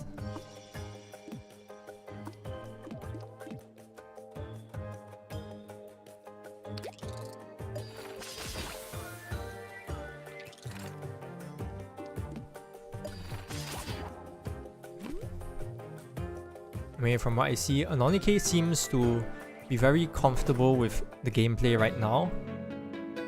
So they are able to speed through relatively fast even after reset. Fortunately, I'm not sure if there will be enough time to get to the same point that they were at before, because End of World 2 is a pretty tough call to reach. Battler is slightly past the halfway point, deciding on the final route they want to take for the boss.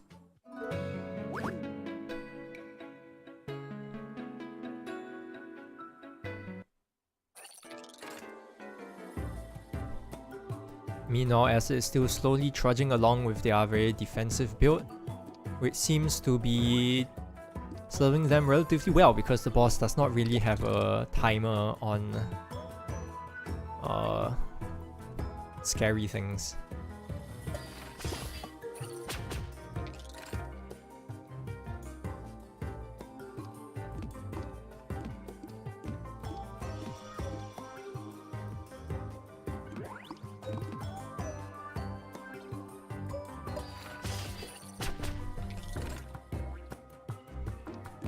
Acid is now very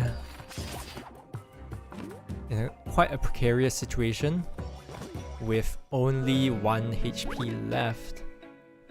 Fortunately, the boss is not going to be attacking, but whether or not the boss can be killed this turn remains to be seen.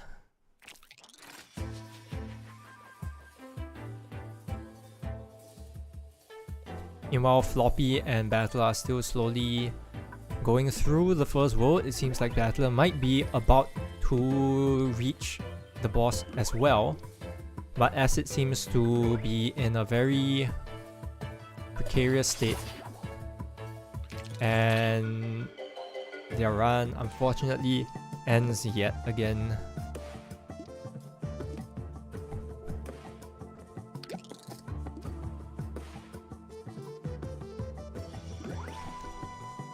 With Acid's reset, it seems like Battler should be the most ahead person right now.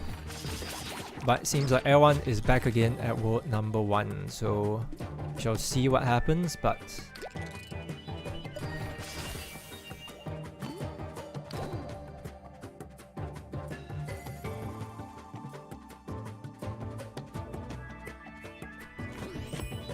I wonder how the match will actually end up being.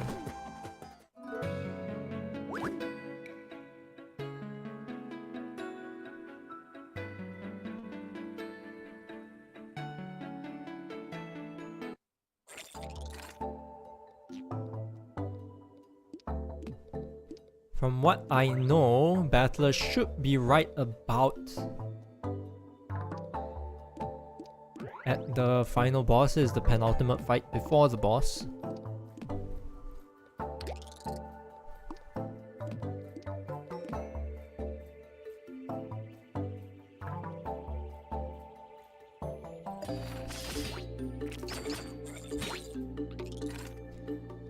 Meanwhile, Acid is doing a forced restart.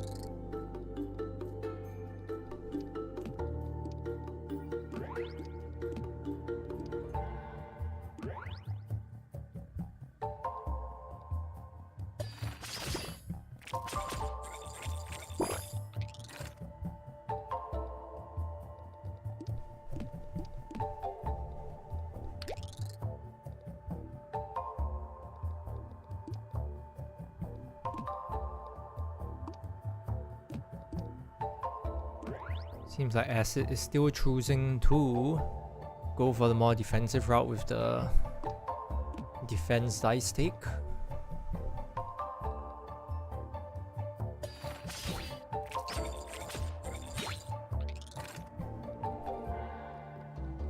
Everyone else seems to be progressing slowly right now. Won't be talking too much about it because it has reached a relatively lull state again.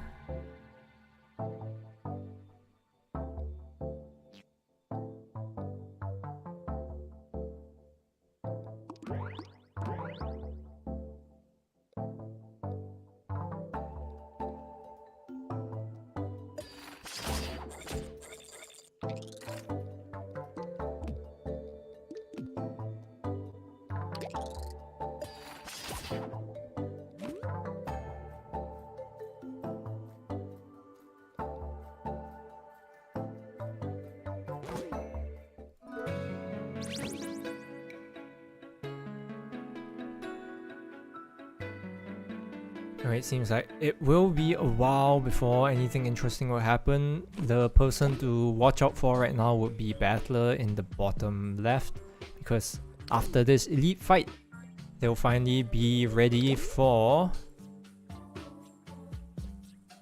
the boss battle.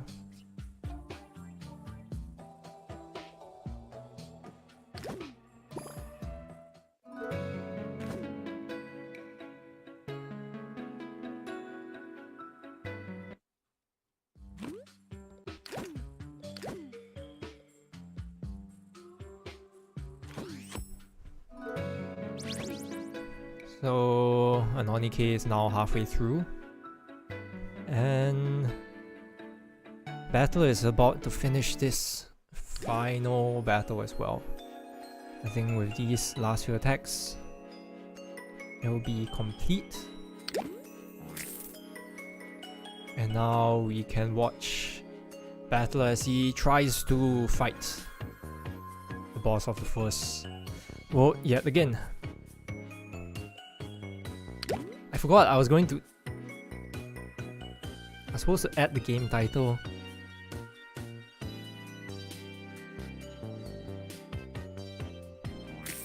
Supposed to add the game title after I learned what the game was, but then I forgot and I didn't add it. Okay, I added it now. Whoops-a-daisy. Okay, now Battler is right before the boss battle. I think they will be going in relatively soon after they sort out what they want to do in this shop. Everyone else will be behind. Not really much else happening. Quite a loud state.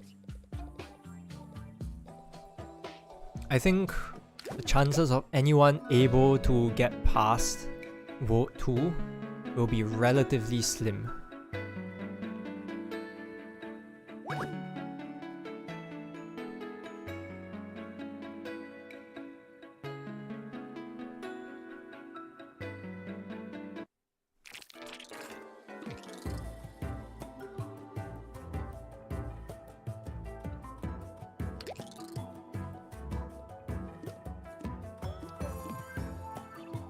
Currently, Floppy should also be able to reach the boss if they don't choose to take the fight. It's just deciding which tile to pick. They pick the event tile. Hopefully it's not a battle.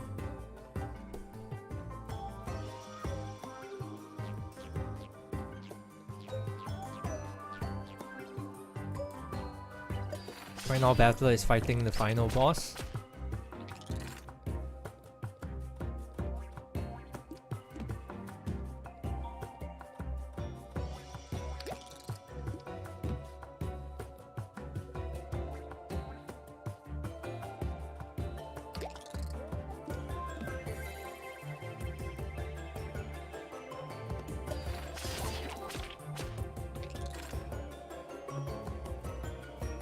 Now Floppy is also at the final shot before the boss.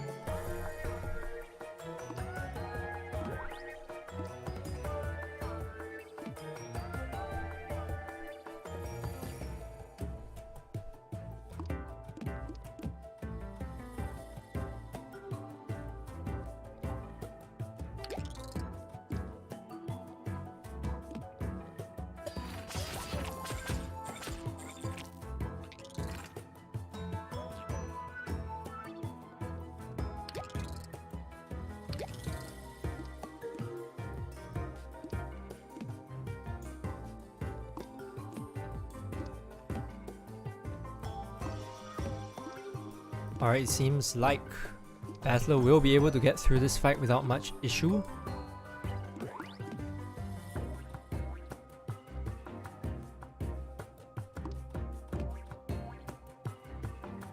And he will make it, they will make it, back to the second world yet again. Meanwhile, Floppy is still deciding what to do right before the final fight.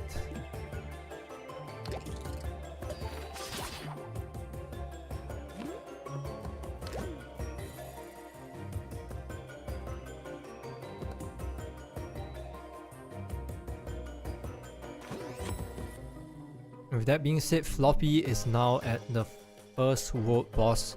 Yet again, time for revenge.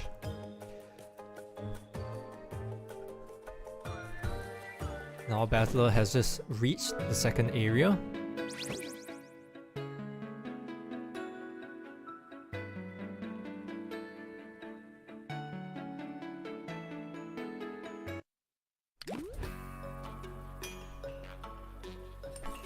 Meanwhile, it seems that Anonike and Acid are still slowly making their way through the first world.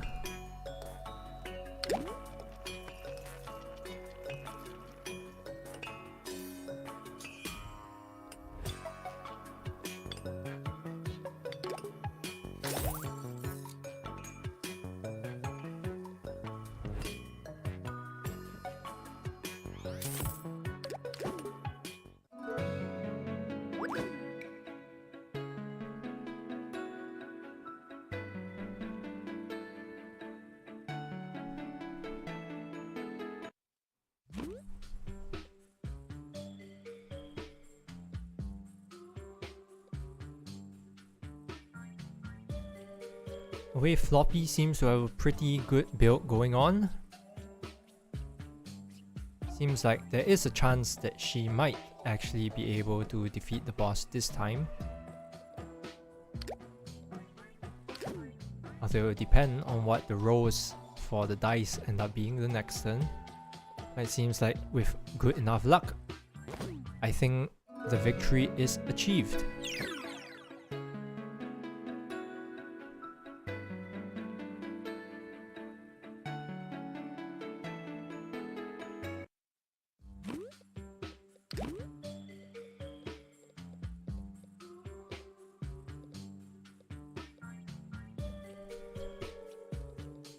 And with that, Floppy has completed her first run. Completed her first round of the first world at least.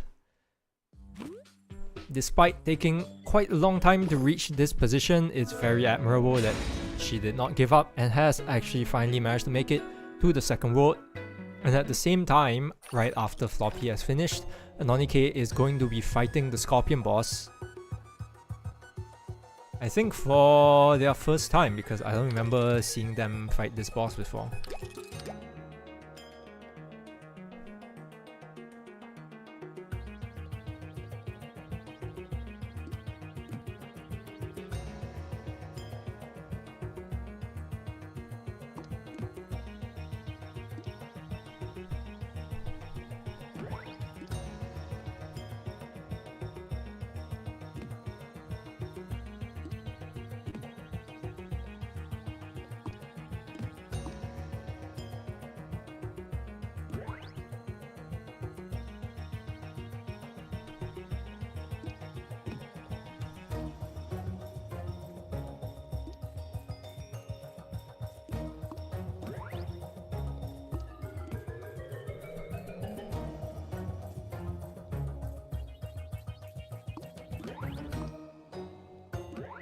So from what I see, this will be the last run for all of them right now. So if they die after this, they will not have any more opportunities to continue the game anymore. So this is the final chance they have. So they have to get as far as they can in this run, if possible. At least for Floppy, she'll have to try her best to get as far as she can, but that doesn't mean that it's also a guaranteed win for Zero Girlfriends, as Anonike and Acid still have their own runs ongoing right now. At the same time, Battler is also still on his own run, and there is a chance that he could go very far as well.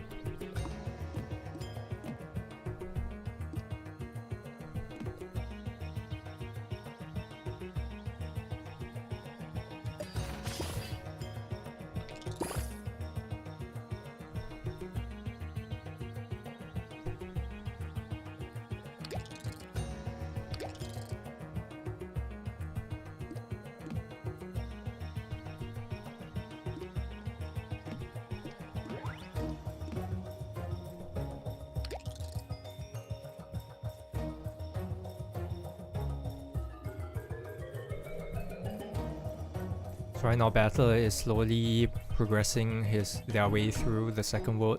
Floppy has just finished the first fight of the second world, and everyone else is slowly marching on forward. Acid just got a new relic.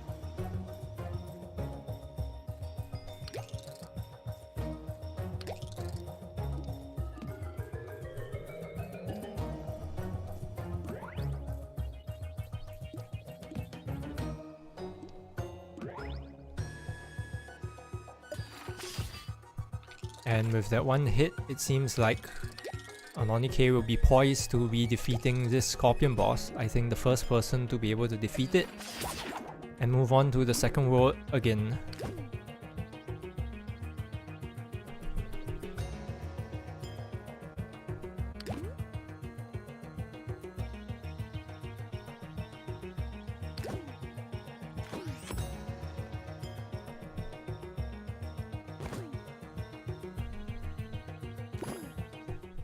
So if that's it, we now have 3 players in the second world. Acid is now in a elite battle and still seeming to progress relatively well through this.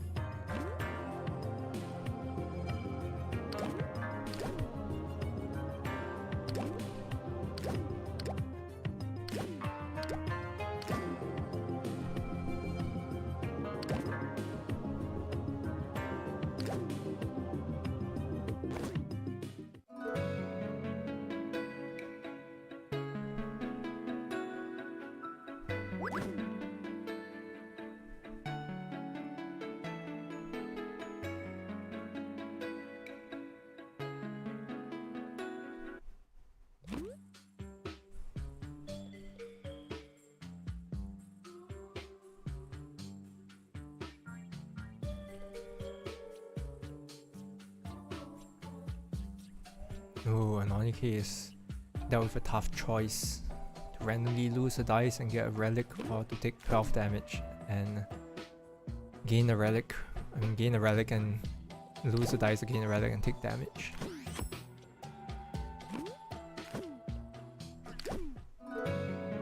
But losing HP, especially in this situation, is a bit dangerous, so I can see why he would choose to take it. Personally, I would take that choice as well, because it would just be quite a bit dangerous to take 12 damage.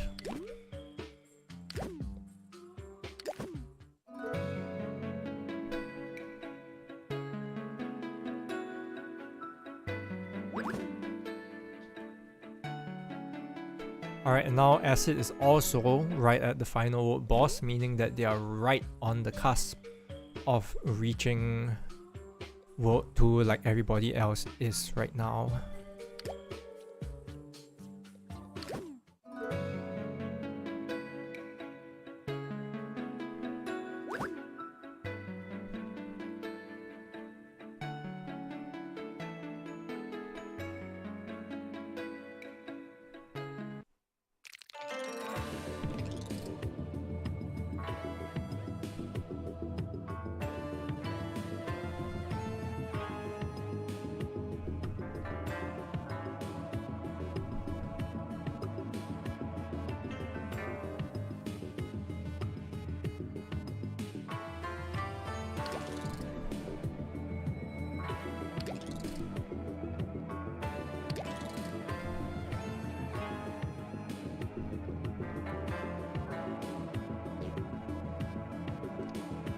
Anyway, unfortunately for Floppy, it seems like she have to face a triple battle back to back after this Forge Tile, which might end up becoming quite a precarious situation.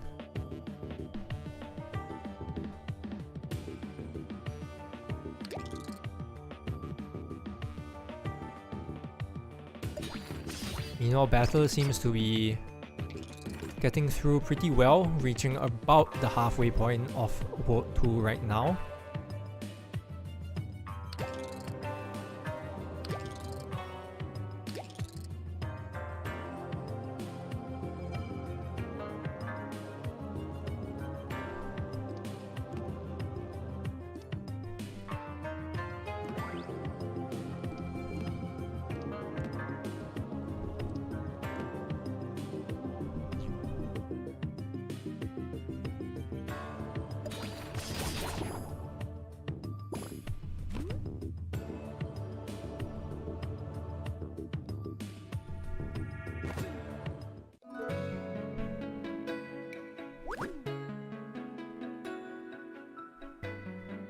And it seems like Acid has also managed to defeat the first world boss, meaning that all the players are now all on the second world, with Battler being the most ahead, and Floppy, I think, because how long she takes to think, which I don't think is a bad thing.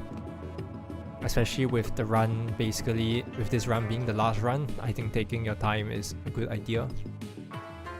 So Floppy is slowly taking her time to think, and I think that has allowed Anonike to reach about the same point as she has. But Battler is still the most ahead right now in terms of distance.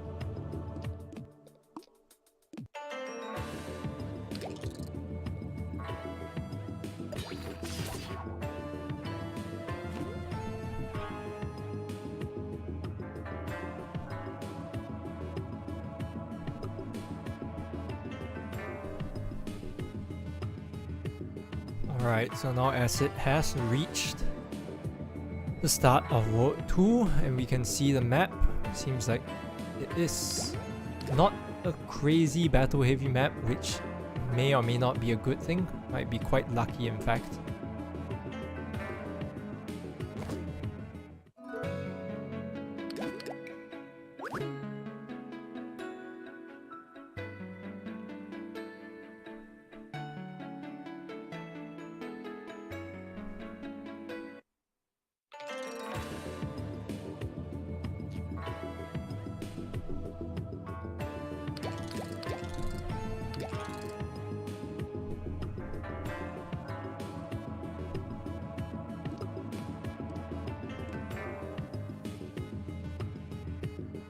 Seems that floppy right now compared to the start of when the game started. It seems like she's gotten a lot more comfortable and seems to be doing a lot better for herself right now.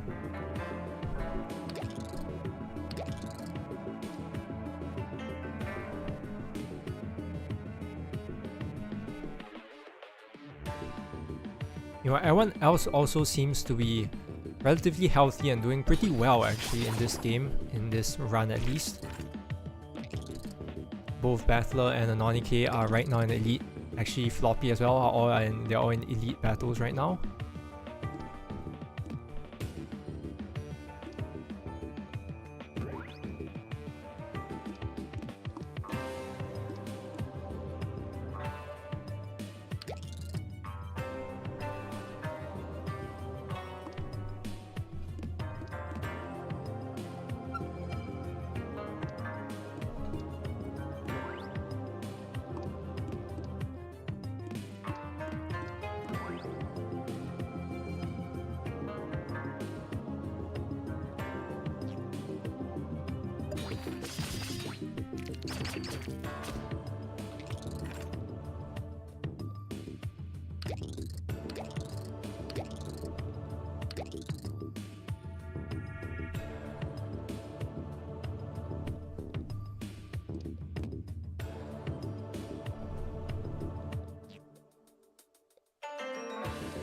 I wonder what the server is talking about right now.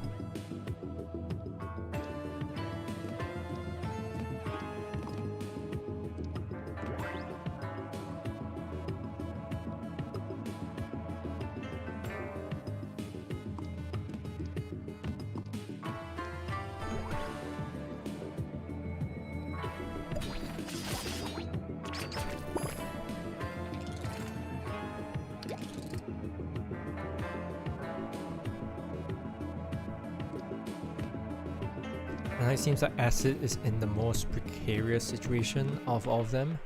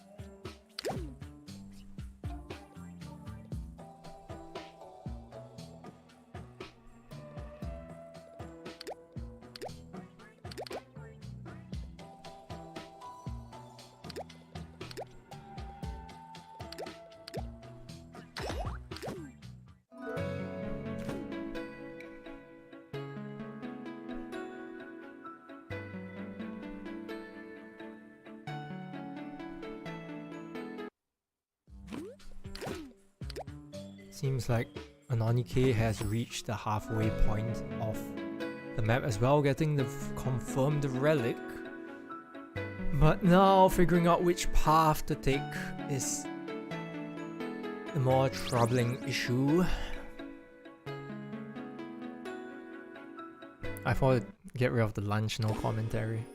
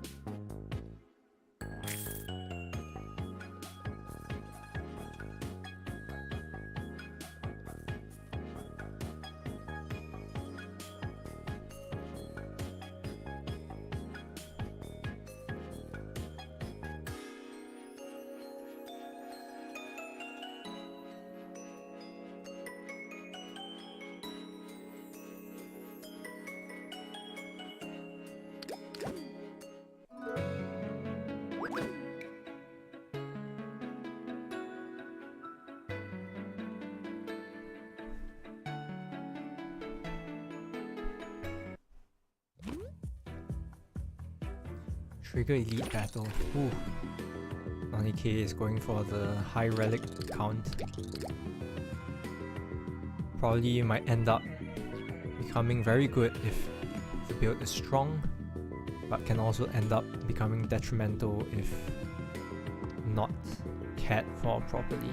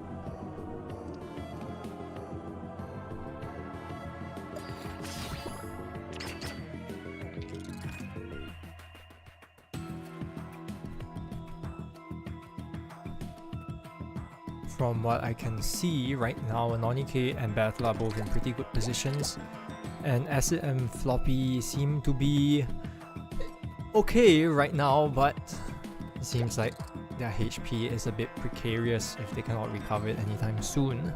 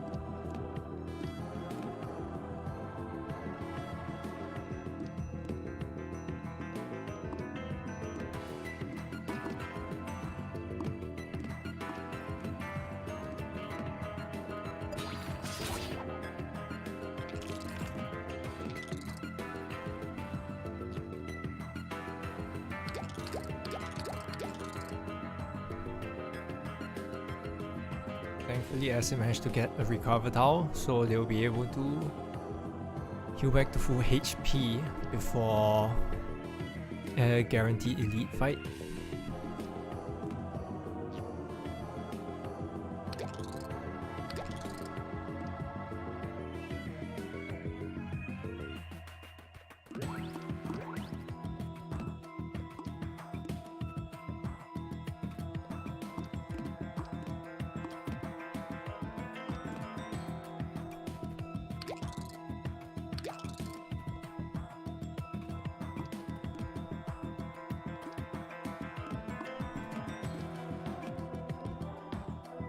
Anyway, it seems like Battler is on the cusp of reaching the World 2 boss as well,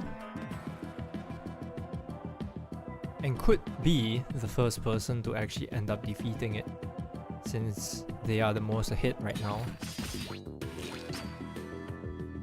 However, the event allows him to choose whether to take an elite battle, and they do choose it, so now an elite battle has triggered.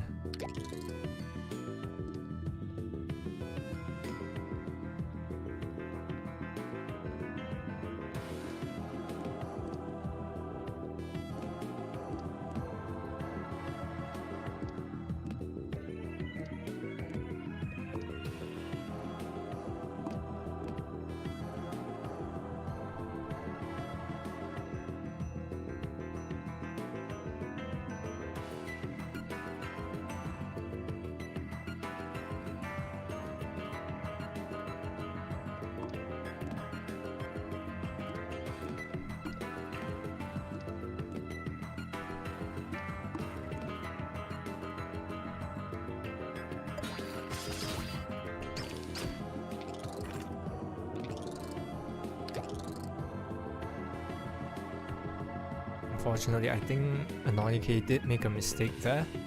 I think they would have liked to kill the top mob there. Unfortunately, it did not actually die, which is extremely unfortunate.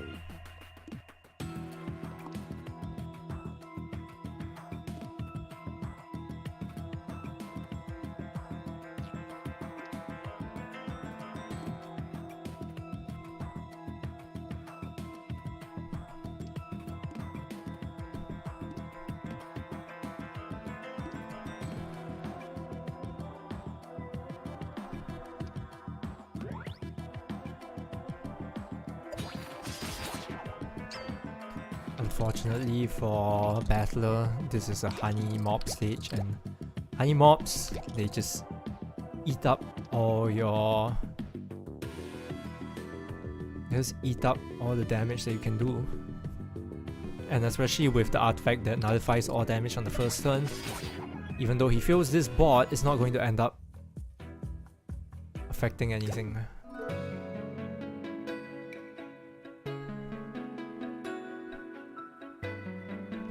Anyway, it seems like Acid is about to reach the halfway point of the game. Of the map, at least.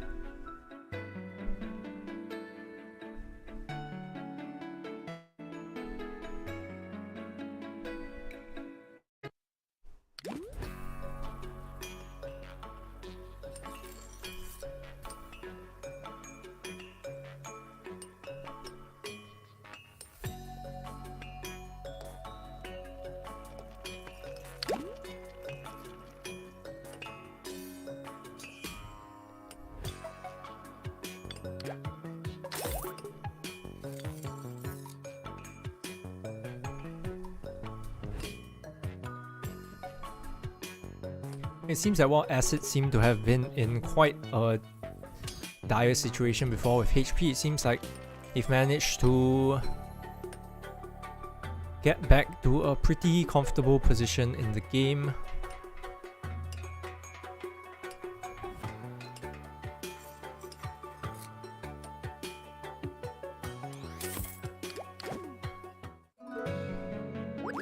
Meanwhile, Nonike is coming up to the final fights right before the World 2 boss as well.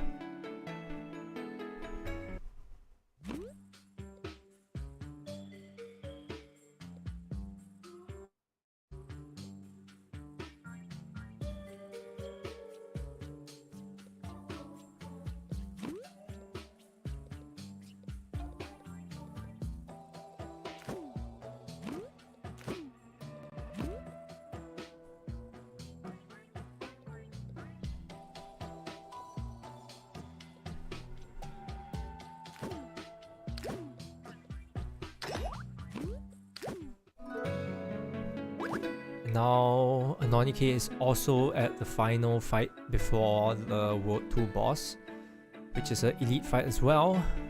Seems like nearly everyone is in an elite battle actually right now. They actually just all are.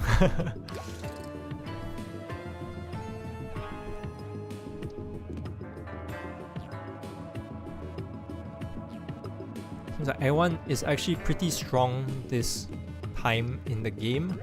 So it would, if they all do end up being able to finish the World 2 boss, it actually ends up to a battle of speed.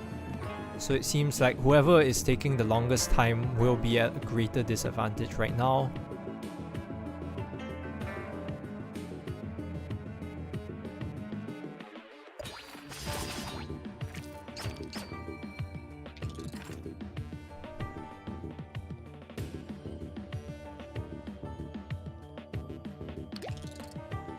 And so Battler is right at the final boss right now. After going to that rest tower, they will be facing the final boss yet again.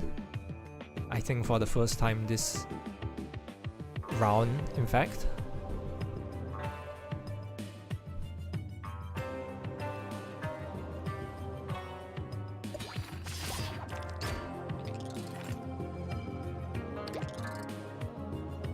So after taking the heal, Battler will be the first among the current runs to reach the World 2 boss, which means that they can also be the one to defeat the boss first.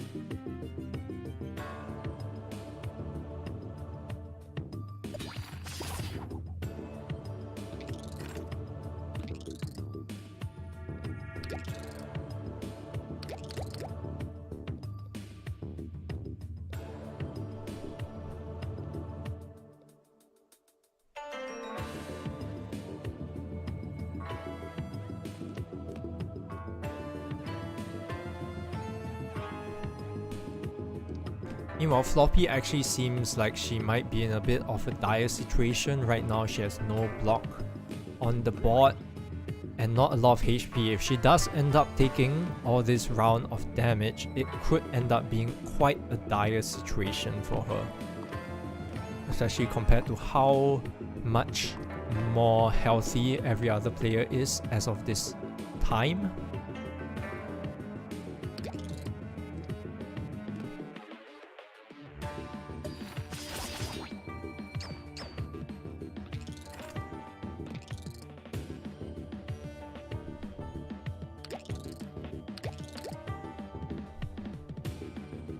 However, from what I can see of this final boss fight that Battler is currently facing, it is quite a difficult boss, especially with all the honey blocks lowering the strength of all the towers that you have.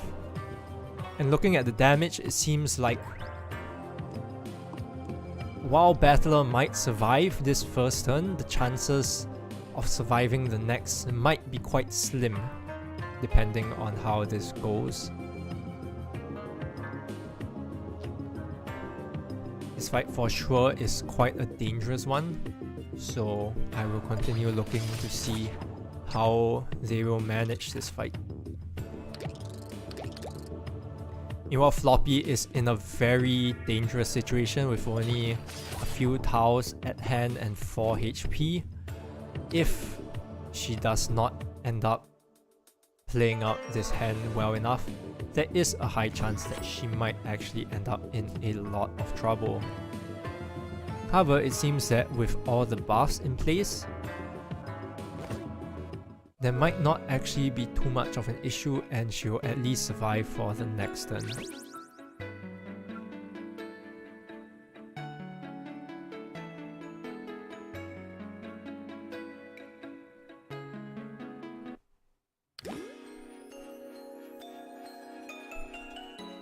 Meanwhile, Anonike has also just finished the final fight right before the boss, so after this shot of upgrades, they will also be facing the World 2 boss and will be competing with Battler to see who can either defeat the boss or complete the boss first.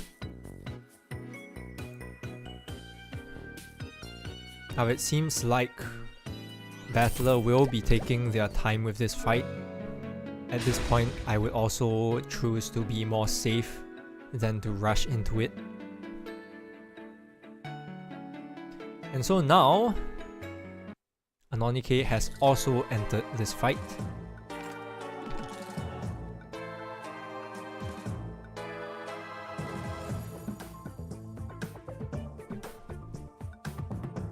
They're now currently reading all the boss descriptions, just to make sure that there are no problems. Meanwhile, Battler seems to have enough shield to be able to get through this fight pretty well.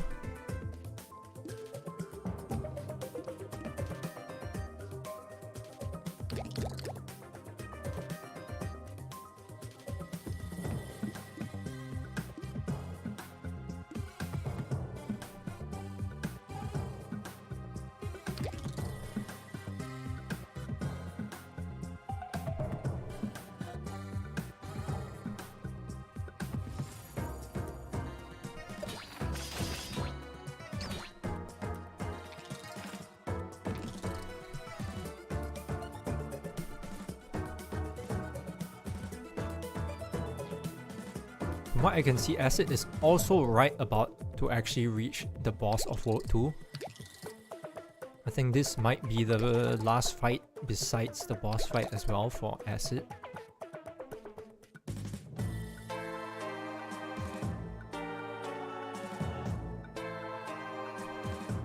So right now it is a race between Anonike and Battler to see who will be able to defeat the boss first, as well as between Floppy and Acid to see who can reach the boss next, although it seems like Acid is currently in the lead. However, of course, failure to defeat the boss does not mean it's the end. However, it does mean that if either... Actually no, that is not the case. There is still a chance for any team to win right now. The first person to defeat the World 2 boss will not actually be the victor. Actually depends on both players' performance. And so, in fact, I would focus more on Floppy and Acid right now, as if the two of them actually do end up failing, it would actually mean... Actually, what will it mean? I actually have no idea what the... Actually, right now I have no idea what the ranking of the objectives are. But whether Battler or Anonike finish the boss first, it does not actually end up affecting the final... how do you call it? The final results of the match too much. I'll really be focusing more on Floppy right now, because if Floppy does not manage to make it very far, it would mean that Zero Girlfriends would lose.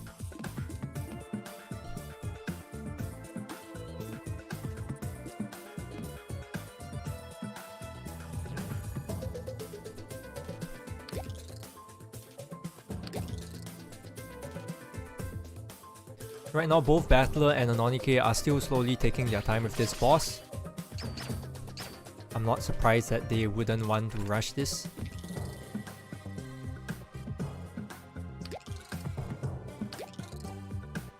Meanwhile, Acid is about to be done with this elite fight. So for now, I want to take a look at what position Acid is in right now in the map, because Floppy is still quite a few tiles behind. And Acid is in fact actually right behind the boss right now, so Acid will also join Anonike and Battler in the final fight after this.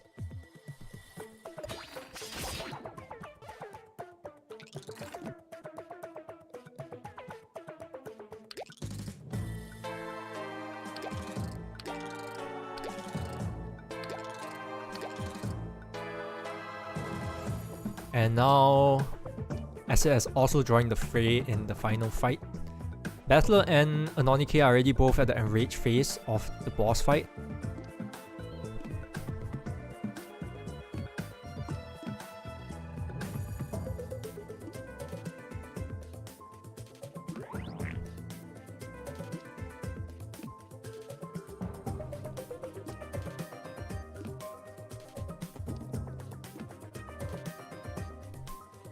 So now Acid is also taking a look at the boss details.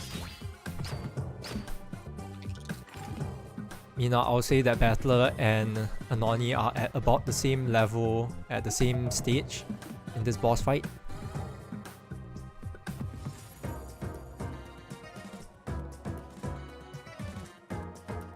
They're both down to the Bee Queen herself.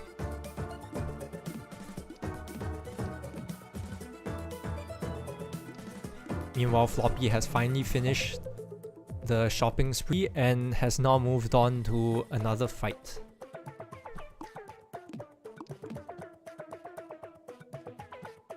As it seems to be in a bit of a tight spot, figuring out what to do right now.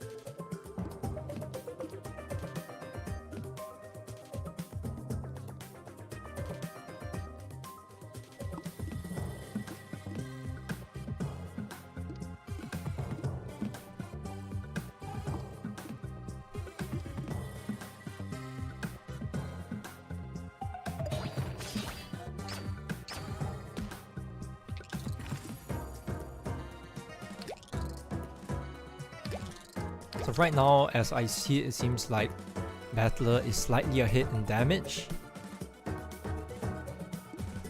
But it still could be anyone's game in who defeats the boss the first.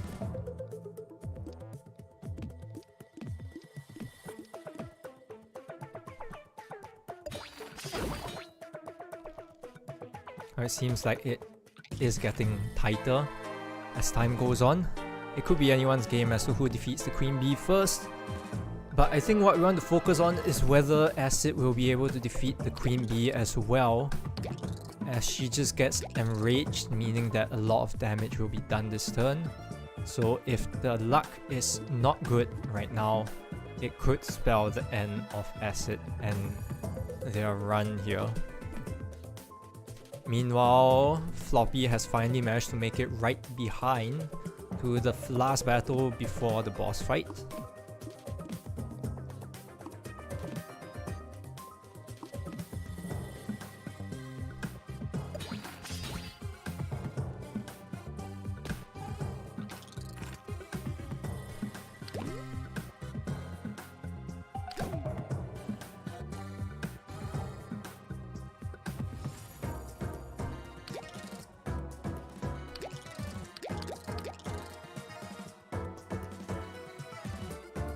Anyway, it actually seems that Anonike being a bit faster in their dice selection has managed to pull ahead in damage just slightly.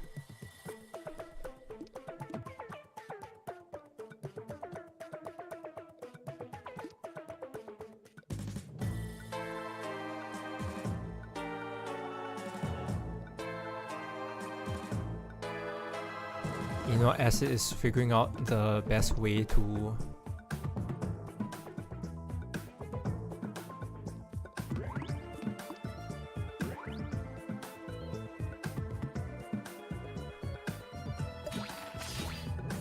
move forward with this fight.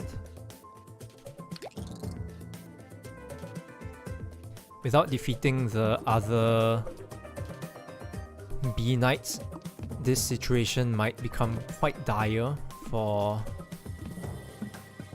Anonike.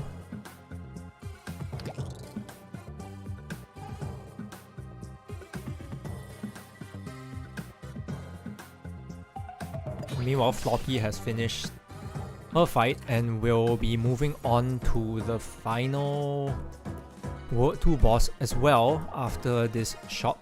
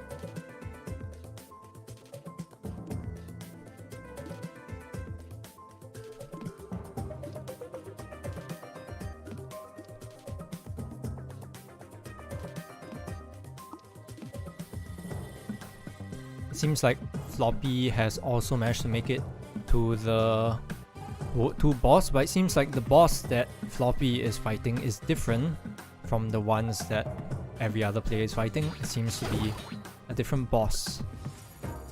So unlike everyone else, I don't really know what this boss is about. So we shall see whether Floppy will be able to overcome the tribulations of having a different boss, because there is not really anyone who can help her, especially since the boss is just different. So we shall see what her choices end up being in this fight and whether she'll be able to get through it. The bosses seem to have less HP, but it seems like there's a more interesting mechanic with the bosses, which might make it a bit more troubling, but we'll have to see to figure out the true extent of what will happen with it. Meanwhile, Anonike is right at the cusp of defeating the boss with 30 HP left. Battler still has about 59, exactly 59 HP left before the boss will be defeated.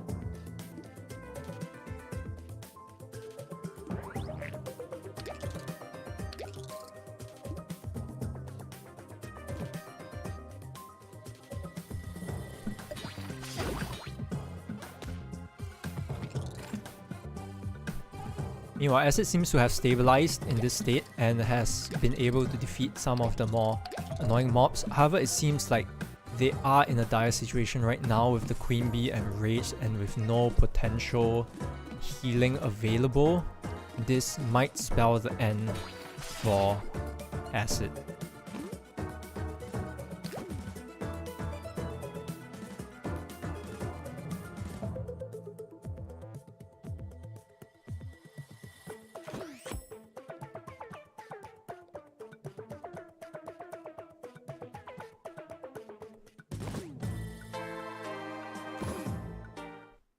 And it seems like Anonike is the first to defeat the World 2 boss. Seems like Battler will be joining right behind after this turn, though Battler is only second despite entering earlier. Despite that, the score differential between the two is probably not very much, just simply for that. And we'll have to see how much further they'll be able to bring this onwards.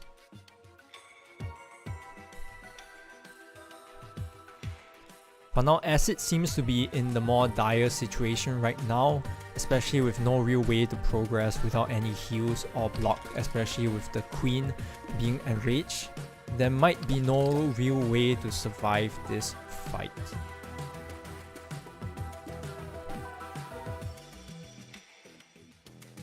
Unless by some miracle there is a buff that will allow Acid to survive. It might be quite difficult.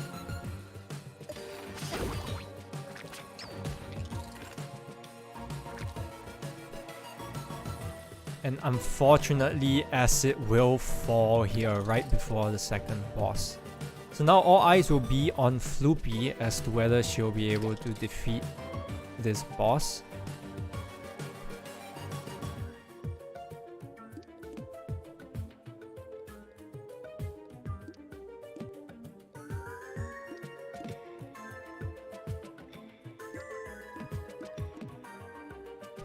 So yes, Acid will end off with a World 2 final boss defeat right now.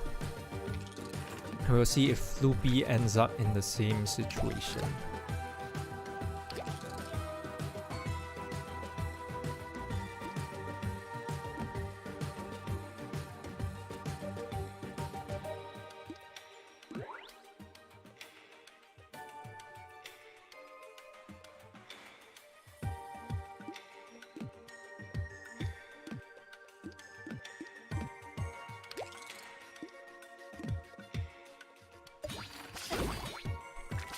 So right now we are looking at Floppy, where she'll be able to defeat these two bosses. It might end up coming all down to this.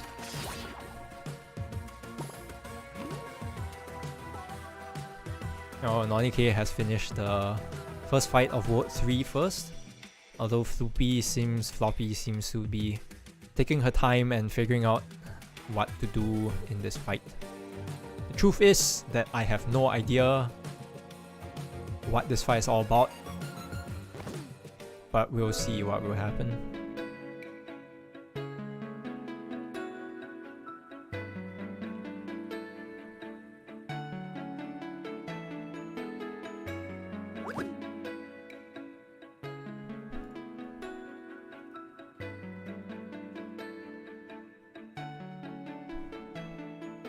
Seems like I'm getting some reports of some backseating happening in the game. I don't know if this is fair or not, but I am not the host, so I have no say in anything. So, it seems like it's fair. I have no real idea whether it's fair or not. But it seems like it's not completely unfair, so I guess it is what it is. I've not been given any guidelines as to whether certain rules pass or not because I'm not a referee, I'm just here to commentate on the match.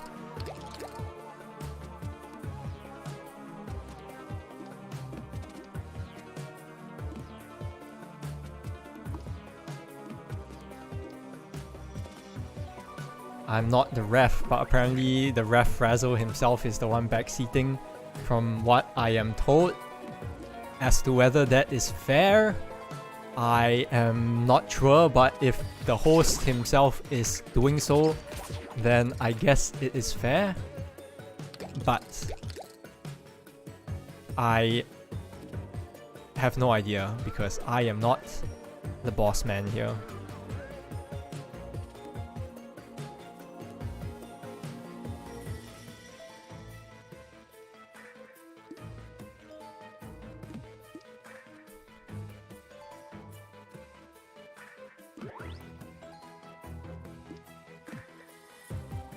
Oh, there's a second phase.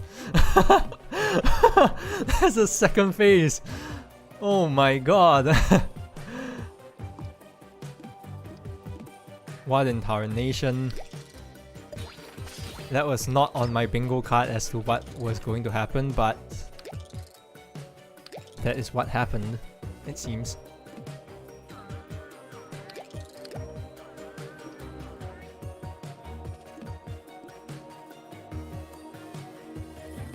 I don't know what the plan is for this fight, as it seems like every time you put a towel on one of his, if you put a dice on one of his towels, he'll deal damage to you.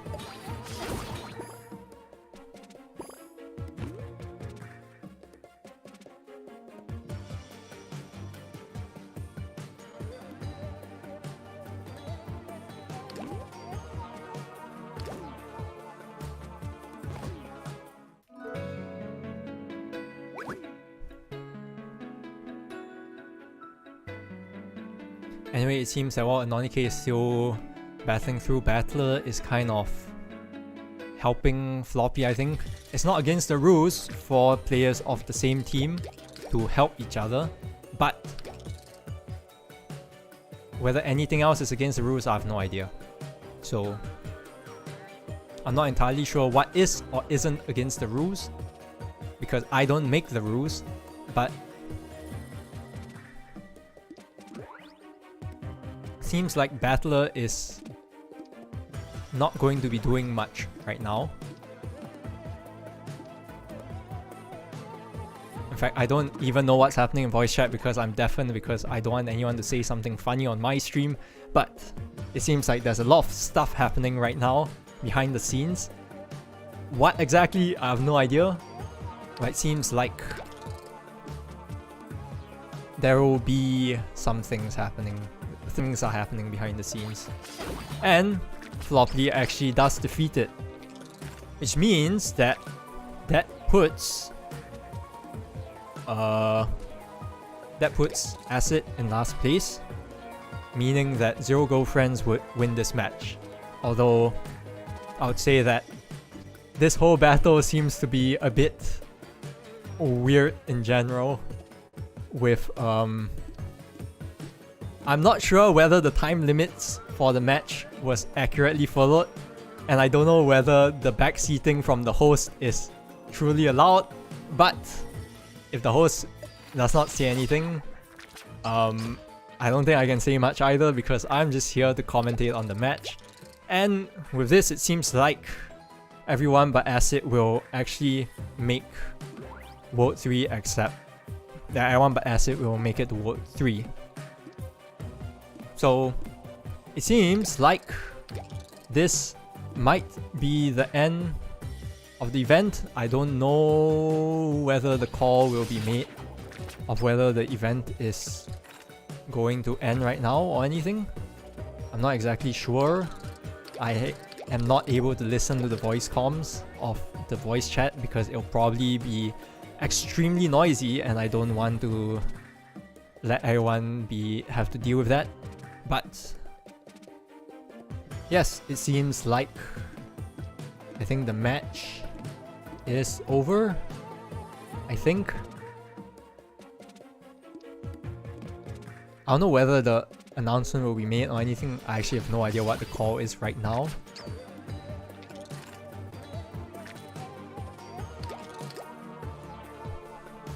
But it seems like the match is over. Seems like. I can't hear what's happening in the voice chat, but from what I'm seeing right now, I think the match is finally over. And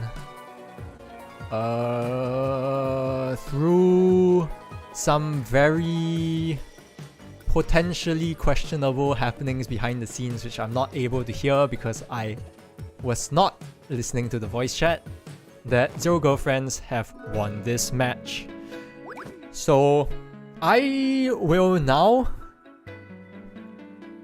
end the stream because I have no idea what's actually happening. If I'm not wrong, Zero Girlfriends won, but yeah, it just seems like Zero Girlfriends won. I don't know what the actual result posting will be, but yeah, that's it. So yeah, that's it for the match. Seems like Zero Girlfriends managed to win. I don't know how closely the rules were followed. We can review everything because I've recorded everything on tape, and we shall see what the final call of the match is later on, though I assume that with what's happened that Zero Girlfriends won. So I'll be ending it here for now.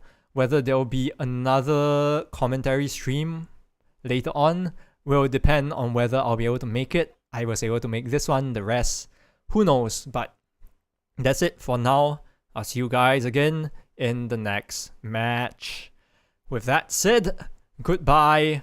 Signing out. I don't have a goodbye screen, so you'll end seeing my face or something. Goodbye.